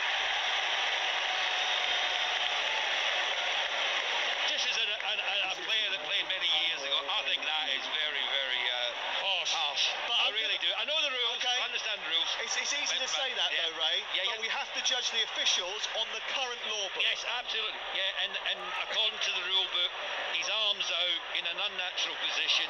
He's came off his arm. Would it have went across it to a Liverpool player? Maybe. Could have finished it off? Yes, of course, if someone was in there. So I can understand the merits of it. But I'm just thinking, firstly, I think it's a little bit harsh. But I understand the ruling. And it's a big opportunity. According to the rule book, it's a penalty. Yes. Whether or not we agree with the way the law is written is a completely different debate, and one that you may well have with Jamie O'Hara and with Gary Agbonlahor later. Mo Salah so far has had a stinker. And he's standing in front of the Kop with the opportunity after 75 minutes to score Liverpool's goal that will put them in front. They've only had 2 shots on target up until this point in the Merseyside derby, despite having a man advantage. They've had another one now, and Mo Salah has rammed it past Pickford, who's gone the wrong way, and in front of the Kop, Liverpool finally have the lead. They've needed a helping hand. That helping hand came from Michael Keane, and Mo Salah, who's had a very difficult afternoon, showed no nerves, no complacency, a pure, solid strike that went beyond the goalkeeper, and it's Liverpool 1, Everton 0. Clinical, absolutely clinical. Gave the goalkeeper no chance whatsoever.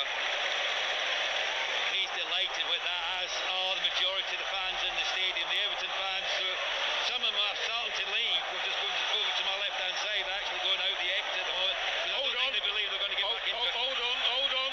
Well, there's going to be another yellow card for another member of the staff of Everton. I'm not too sure who it was. Is it Stoney or Woney or what is it? Stoney was standing next to.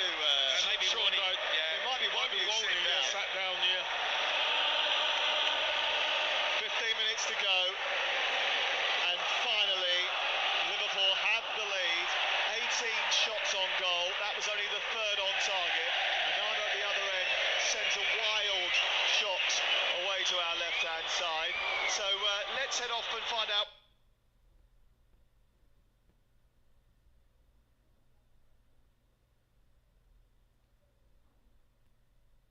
The squad, but on the bench, Eddie Howe makes 4 changes. Tonali, Almiron, Isak and Anderson all drop to the bench as Joe Linton, Wilson, Gordon and Murphy come in. Roy Hodgson makes 3 changes for Palace. Klein and Riedewald on the bench. Sluppy's out injured. In come Ward, Lerma and Decore. We're live and exclusive on National Radio on TalkSport 2 and Mickey Gray at St James's Park, Newcastle against Palace. Manuel Pellegrini was in charge the last time City lost 3 Premier League games in a row. Who have they picked to avoid defeat today, Alan Biggs? Well, there are 5 changes, including one big one in goal. Stefan Ortega replaces Ederson, also in from the defeat at Arsenal. John Stones back after injury, his first appearance in the Premier League this season. Plus Jeremy Doku, Rodri, who's back from suspension, and Manuel Akanji. Brighton also make a change in goal. Jason Steele is coming in there. James Milner is in the team against his former club, and Danny Welbeck as well. Man City against Brighton.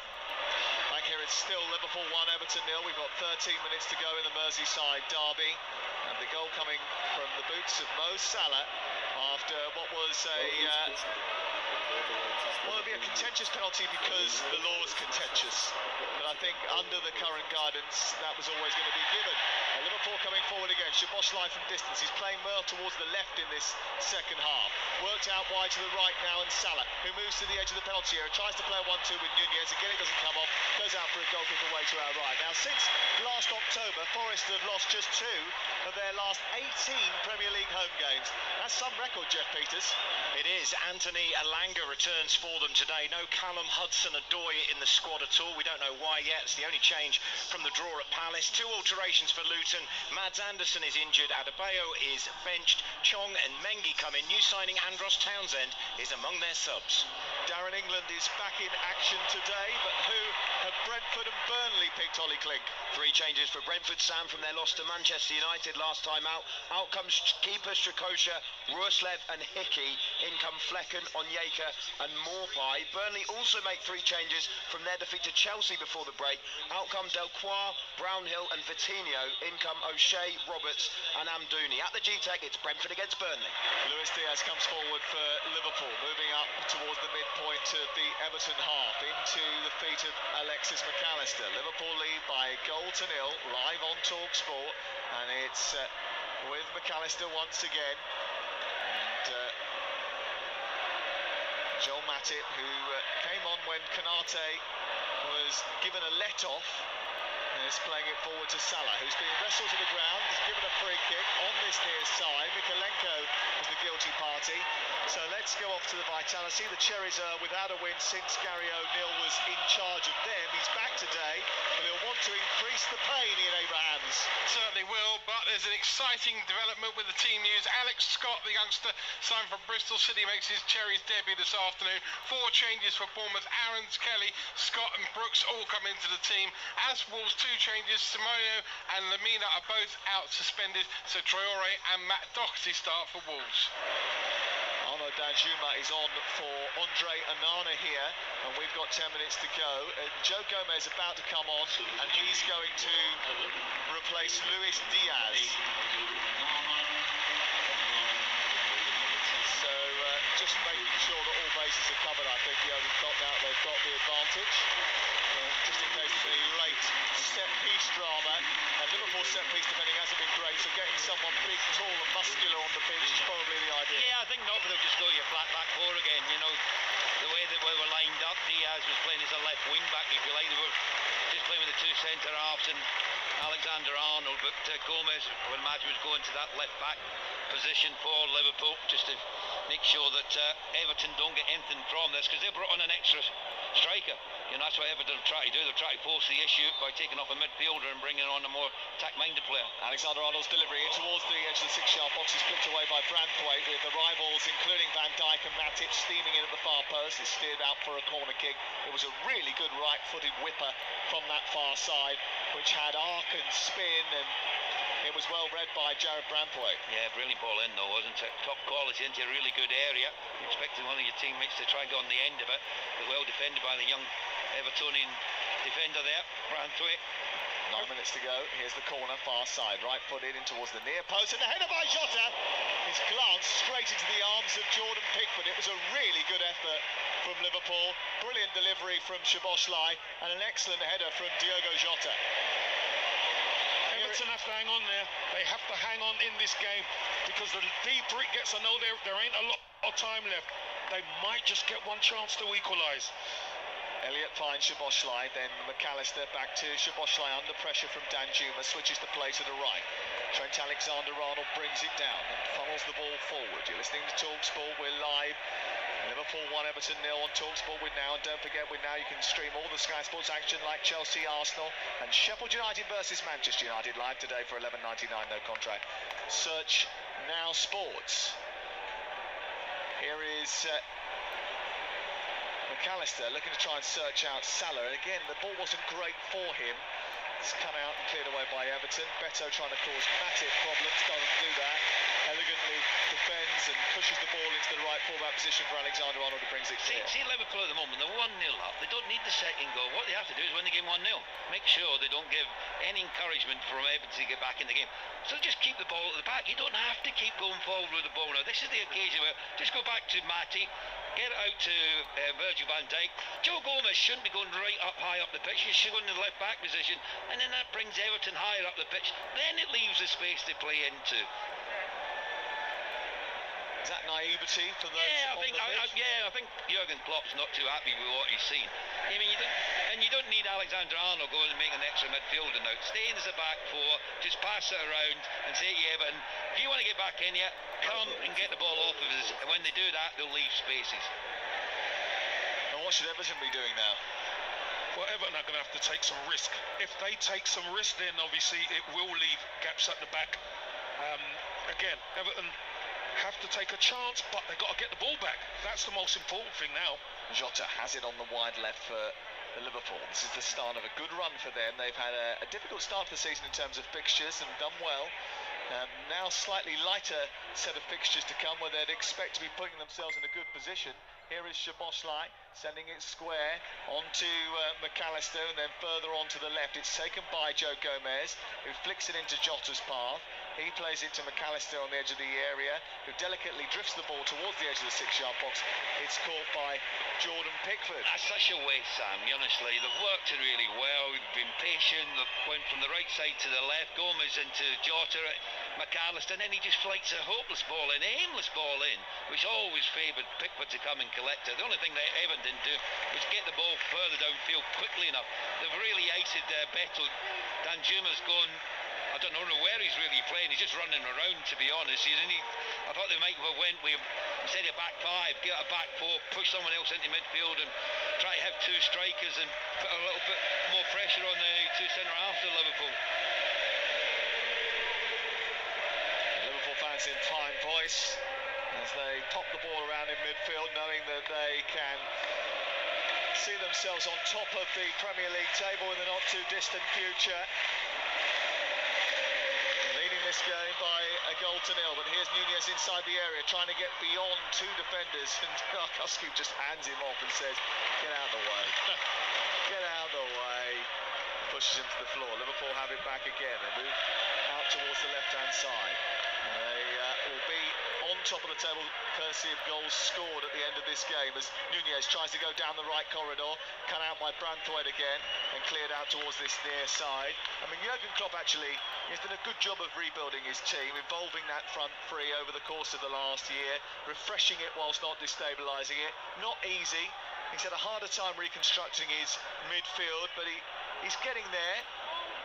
He's getting there, and he's had help from Pep Linders and Peter Krawietz, who do a lot of work that goes under the radar. But Jurgen Klopp, who celebrated his 8th anniversary recently, is full of charisma. He is the Liverpool leader, isn't he? And I think they appreciate everything about him, even his odd fault, every little rant that happens every now and again, or his little sarcastic put down of a journalist. He's formed a great career here. He fits the club, doesn't he? He's box office. He understood what Liverpool needed from day one. He promised them the league within 4 years. Most people were laughing at him, but he was true to his word. And I think was it three Champions League finals? Yep. You know, you look where they've been, Sam, and what they've done, and how close they came to winning the quadruple a couple of seasons ago, where they were quite magnificent. It's been a joy. There's a reason why their stadium's full. It hasn't always been full. You know, Liverpool fans have seen the job that the manager's done, what he's done as far as his recruitment's concerned, and the trophies that he's brought to this club, but the joy of coming to watch their side play. It's a stark contrast to what's happened on the other side of Stanley Park, where he actually has come up against 8 different Everton managers in his time at Liverpool. Here is Danjuma trying to thrust the ball forward. Was there a foul? The referee said no. Now Jota is looking to escape. Nunez down the left-hand side, powering forward, taking on Patterson. Gets on the outside, into the penalty area he goes to the byline, produces a cross, takes a deflection into the side netting. It came off Branthwaite as it was powered in at the near post by Nunez. It deflected off the youngster and goes behind and away for a corner. How is that not a free kick, by the way? I thought that was a free kick on Danjuma. Yeah, just got caught late, but good defending, good break. Good defending by Everton. Everton are dicing with a little bit of depth. Obviously, they have to, because they have to take a chance. I'll tell you what, the defender, I thought he headed in his own goal there. Actually, from the angle we were at, I thought it was going in. Yeah. And just went wide of that near post there. But good run from Nunez down the left-hand side. Nice skill, played it across the face of the goal, and Branthwaite did the right thing, heading out. Yusuf Chamiti is coming on for Mikalenko for the final few minutes, an attacker to try and give them a threat on the counter-attack in the last few minutes of the game. 87 on the clock, and it's still 1-0 to Liverpool. And the Portuguese, who was signed from Sporting for 15 million quid. Here's the corner, and it's a poor one in towards the near post. Gomez keeps it alive and then tries to funnel it through the box. We'll say he tried to funnel it through the box because he's never scored a goal in over 200 senior appearances, so it was unlikely he was going to shoot. Not one ever. He was just trying to put that back into the danger area, wasn't he? And it went out for a Everton throw-in. That's impossible not to have scored one. Come on. Has he scored in training? I think it's 217 appearances all told, and not one single goal. You'd be disappointed, wouldn't you? I'd be devastated. He is a right back. He's a good lad, though. No, listen, whenever he's been asked to come in and do a job, he always comes in. he's conscientious and gives always it 100%. been a little bit disappointed he's never been able to stay fit for long enough in order to be able to sort of stake a claim, not only in this team but in the England team as well. They need good quality defenders. 89 gone, Liverpool 1, Everton 0, and Liverpool about to win yet another Merseyside derby. They about to hit the Premier League summit. And I just wonder how close they are to Arsenal and City when you reflect on their results so far and the fact that they've got not an easy run of fixtures, because no game is easy in the Premier League, but a lighter run than the beginning, that's for sure. Here is Joe Gomez stepping up to try and shoot from distance. Cannons off Keane, the first man. Comes back to Elliott. That's how you hit them. And he hits it straight down the middle of the goal. And it's a brilliant save by Jordan Pickford, and then on to the top of the crossbar and behind for a corner kick. What an absolute smacker that would have been. What a rocket, wasn't it? Absolutely fantastic strike. And the goalkeeper, that's a magnificent save. Really good save. He reacted quickly to his left-hand side. I mean, he went for the Joe Gomez shot and he went and he had to go up quickly, and then that's how you strike a ball from Harvey Elliott. Goalkeeper was equal to it. As you said, Sam, in the first half, hit the target, and Pickford had to make that save. Derby number 18 for Jurgen Klopp. It will be 11th win in that time for the German if they can get over the line here. We're about to hit the 90. Trent Alexander-Arnold to the back post. Jota heads it down. It's punched away by James Tarkowski. 9 minutes of added time at the end of the 90. Ball out over on the far side. Jota trying to keep it alive, and they're tussling with Doucouré, who's run past 3 red shirts and then lost the ball. And now he's out of position as Liverpool look to come forward with 9 minutes to hang on to this lead, although Everton have been down to 10 players for so long. I'm surprised that they can move. They're so tired now after chasing shadows for large parts of this game. Tarkowski drags Elliott to the floor. Referee says play on. There's still a tussle going on between the two. Salah trying to win it back, and then it comes back to Matip, and Liverpool look to build. They look tired, the Everton players, and for good reason. They've put so much effort and energy into this game, but you can see there with Doucouré, he just couldn't get away from his marker there. I think both sets of players are tired. I know Everton will probably be a lot more tired, but Liverpool are giving the ball away pretty cheap, Ray. And it's not like them. Well, particularly when I'll go back to Kevin, you're 1-0 up, you should just be retaining possession. You don't need the second goal. That's just game management now. Here is Tarkowski trying to clear from out on this near side. Braithwaite brings it down. He tries to go further on down the left-hand side. There's been another development in Mumbai. John Norman. Bairstow's gone early. Length delivery from Ngidi on the pads. Bairstow went to clip it over the leg side boundary. Got plenty of elevation. Not enough distance. Van der Dussen took the catch inside the boundary. England lose an early one in the chase of 400. They're 19 for 1. The near corner and hitting the side netting. Diogo Jota coming so close to doubling Liverpool's advantage. Wrong decision there from Jota. I don't think he should have shot from the angle he was at. He had 2 players right in the middle. Nunez one, Salah the other. Just took the wrong option there. Lovely play initially, but then you've got to get your head up and see who's in there. He's trying to drive into the near post to catch out Pickford, but just couldn't get his shot on target. He troubled the Everton keeper. 93 minutes on the clock, 9 minutes of added time. Where do Everton go from here? Because they've got that big development in midweek, haven't they? They've got that hearing on the 25th of October, which may well seal their fate. And all they won't want is a points deduction, bearing in mind they haven't got that many points. Here's Chamiti over the top, trying to get in behind the Everton defence. Van Dijk reacts and puts the ball behind, and it goes out for a corner late in the game. Big chance for Everton. Everton have got to get the delivery right now. I know they're down to 10 men, but this is a great opportunity to put some pressure on this Liverpool defence. As you said, Kevin, they've kept themselves in it. By keeping it at 1-0, they've created this one chance that might get them something from this game. Set piece is such a big weapon in the Sean Dyche armoury. They were at Burnley, they are with Everton. Here is the corner, Garner to take it into the near post. It goes beyond everyone after a flick on, and now Liverpool bring the ball away, and a a chance to counter-attack. Nunez has got it. Space out wide to right and left. And space for Salah, who didn't take it in. Miscontrolled it. And Beto was there to intervene, nab the ball and win it back for Everton. Do you see the ground he made up? Do you see the ground Beto made up? Yes. Because he was in the 18-yard box for the initial corner, and he must have chased 80 yards to help out defence. Great attitude from the Everton players. He's so rapid, is Beto. But I think Mo Salah will be disappointed with his overall performance, despite the fact that he's probably going to get the winning goal. Apart from the penalty, he's not done a great deal at all. He's been on the periphery of everything today, and Sean like him. Messi trying to get in behind as the ball's played over the top by Everton. Satti Scalimobile, 200 giga, minuti illimitati a soli €8,99 al mese. You know, there's some great managers, and they'll tell you that when the best players aren't playing well, you don't always take them off, because you know they're the ones that can change the game for you. They're the ones you can rely on a moment when needed. And that's what happened there with the penalty. Well, I spoke to the Liverpool boss Jurgen Klopp a few weeks ago. We'll hear from him after this game live on TalkSport, and Sean Dyche as well. There's a lot to talk about, but he is about to surpass Rafa Benitez's record of 8 Premier League Merseyside derby wins. When I did speak to him, I asked him what his team could achieve this season. He said he doesn't know, because he's still putting it together.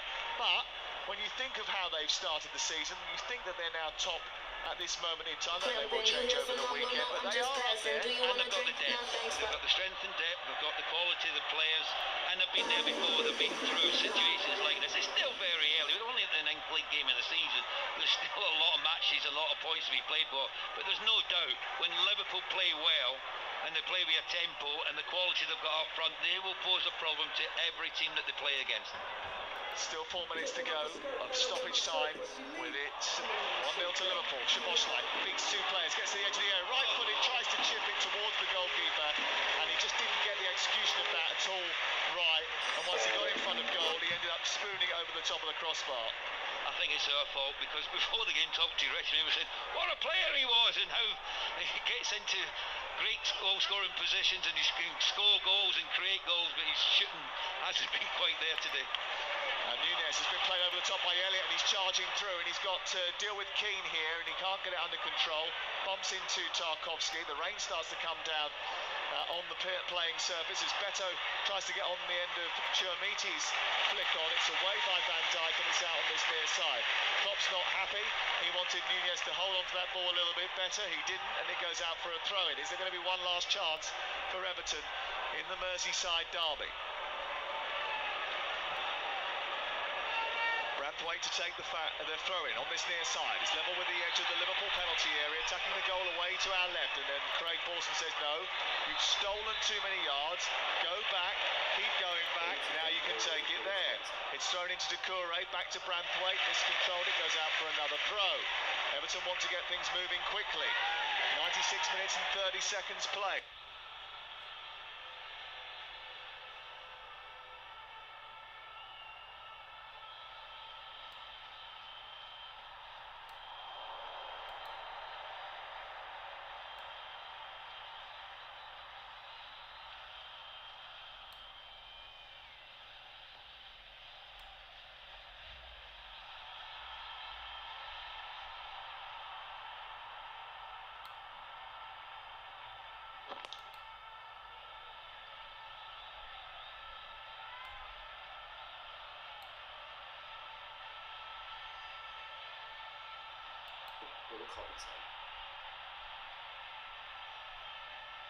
Merseyside derbies for him, and 3 points for Jurgen Klopp. Liverpool 2, Everton 0. Devastating, wasn't it? Changing defence into attack. I mean, Everton didn't do particularly well from the throne, but wow, the movement, the pace that Liverpool broke at, the options that they had, and then it's about picking out the right pass, and certainly that what happened there from Nunez into Mo Salah gave Pickford no chance whatsoever, and in a game that's been tough throughout, now looks comfortable at 2-0. That was reminiscent of the first half, wasn't it, where it was Everton's attack, the ball broke, and then Liverpool would get a chance at goal. But this time, Everton couldn't get bodies back, and that guy Mo Salah again, he scores again, you know. But what a poor game, Ray. He's got a brace. Yeah, well, that's what he'll tell you what he's about. You know, he's in there to finish off the moves, and that's why the manager doesn't take as a I said, take your best players off because they will do something special at any moment in the game. That's what makes them different, and that's the case there with Mo Salah. Beto now trying to make a bit of space for himself and shoots from 30 yards out. Doesn't get anywhere near the Liverpool goal. And it flies into the Anfield Road end, which is emptying by the second. Yeah, well, fair play to the Everton supporters. I mean, I would say the vast majority have stayed until that second goal went in, and yeah, they've seen enough now. But you know what? They'll be happy with the energy and the effort that team have put in, that Everton side have put into it. It's just the quality up front, you know, as in creating chances, scoring goals. They just didn't do enough. But the sending off, there's two crucial moments: the sending off of Ashley Young, and then the decision not to send off Kanate. They're the huge parts of the game. Absolutely massive parts of the game, which may well have turned the tide, and something I'm sure Sean Dyche won't be happy about. But how concerned are you for Everton, bearing in mind that they've had a tough start, then they got a little bit better, and then luck doesn't seem to be with them today? Yeah, it's always going to be tough coming. Everton needed to defend properly and defend really resolute if you're going to get anything here. The VAR decision will get talked about, we know that. Everton just haven't had the quality at the top end of the pitch. I agree. I agree with that. And unfortunately, the breaks have gone for Liverpool, but the referee will get questioned. Why did he not send off Ibrahima Kanate? Was the first yellow card for Ashley Young legitimate? Was the handball the VAR? Those will be the questions that Sean Dyche and Jurgen Klopp will answer very shortly. Jurgen Klopp was asked whether or not his team could challenge for the title. Well, right now they sit on top of the Premier League, and there's no sweeter way to return to the summit. The Kop celebrate being back on top. Liverpool registered 3 straight wins over Everton at Anfield, and any flicker of an Everton revival was extinguished pretty quickly here when they had a player sent off after 38 minutes. I don't think Sean Dyche will be talking about XG tonight. It might be a refereeing decision which catches his eye. What was expected was a Liverpool victory, and in the end, that is what they delivered. 2 goals from Mo Salah will hit the headlines, and so will some of the decisions by the officials. It's finished Liverpool 2, Everton 0. Sam Matthews, thank you very much. It is very, very loud still here at Anfield, because Liverpool know that this was a over to the Kop. Some of them are to say thank you to the fans. Others are walking around the perimeter of the ground. And the Everton fans have started to exit pretty quickly, many of them. The others that are holding on are clapping their team. They know that Everton put in a valiant performance today. Possibly that scoreline doesn't reflect some of the hard work that we saw from Everton today, but Liverpool are a side who take their chances when they are there. And Mo Salah, who didn't have a good game, still ended up netting a brace. 5 of activity pitch side. The stewards are all out just in case of any trouble between the two sides, but at the moment it looks pretty friendly so far. The Everton fans clapping their players as they start to head down the tunnel, and some of the Liverpool players are still out on the pitch as well. Big win, Ray Houghton, this one. Big win. It takes them to the top of the table just for, a couple of hours at least, but psychologically for Liverpool, given the changes that they've had, given what happened last season, given all the other teams in the mix at the moment, it's a big deal. Yeah, it was. It certainly was a big deal from a Liverpool point of view, and Jurgen Klopp's out there. He'll be delighted with the victory. It's never easy, Rich, when you're coming back from international duty to really get the players focused 100% on the job in hand. The game itself might have taken care of quite a lot of that because of Liverpool against Everton, but you still got to go out and win the game. Liverpool in the end, I think, deserved to win it because throughout the 90 minutes or 99 minutes that we had, I thought they were the better team. They didn't do enough in the final third with the possession that they had, but I thought they had the balance of the play. You look at shots on target, shots at goal, possession stats, they'd all be in Liverpool's favour. But there was 2 decisions. The first yellow card for Ashley Young should it have been given, or or not. And then obviously the Konate, should he have got a second yellow card? They were the massive decisions as far as the game was concerned, and that's the reason why Everton fans will be unhappy. Liverpool will be happy they've got the 3 points though. Well, let's speak to an Everton fan, Kevin Campbell. Konate, if you're Craig Pawson and you're going to give a second yellow card to Ashley Young in that circumstance, you've got to surely give one to Konate as well. 100%, and this is going to be the problem. This is where everybody questions, where is the consistency? Yeah, Ray said it earlier on. Ashley Young dived in, brought down Diaz, second yellow card. Well, if that's a second yellow card, Konate's got to go as well. 10 v 10, that makes it maybe a different game. But I thought Liverpool in the end, yeah, they did shade it, but Everton played pretty well, and especially for long periods with 10 men. Yeah, they did, didn't they? Is there, in your mind, a slight, let's say, unconscious bias towards Liverpool here, considering what happened at Tottenham a couple of weeks ago? Do you think the VAR, do you think Craig Pawson, do you think they're a little bit gentle on Liverpool because of those big decisions going against them? I'm just putting it out there and asking your opinion. No, I don't know. I don't think so. I think, look, the penalty, that's fine. I could accept that. I've seen them given. Yeah. But the second yellow card for Konate, that never came. Again, we're going to question the officials about consistency. Okay. So just before that, the referee should come out after the game and explain the reasons why he gave the decision that he did one way or the other. Because there's no transparency as far as football's concerned from that point of view. Fans want to know and deserve to know why he made that decision. I think what the big problem here is that Ray, as a Liverpool fan, is criticising the decision. Kevin is, and I am, and you are, and everybody else who's watching it is, which means it's a pretty clear decision to make in most people's eyes.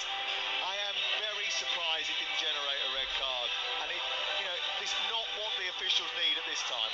Yeah, certainly too many criticisms in recent weeks and recent years over the refereeing decisions, and that one probably will be one that will be talked about throughout the day and the coming weeks as well. Okay, so controversial here at Anfield. Ooh, and a big game out in the Cricket World Cup. England chasing a huge total set for them by South Africa. It just isn't looking good at the moment, is it, John Norman? It's not looked worse, to be honest with you. 24 for 2 England, and Joe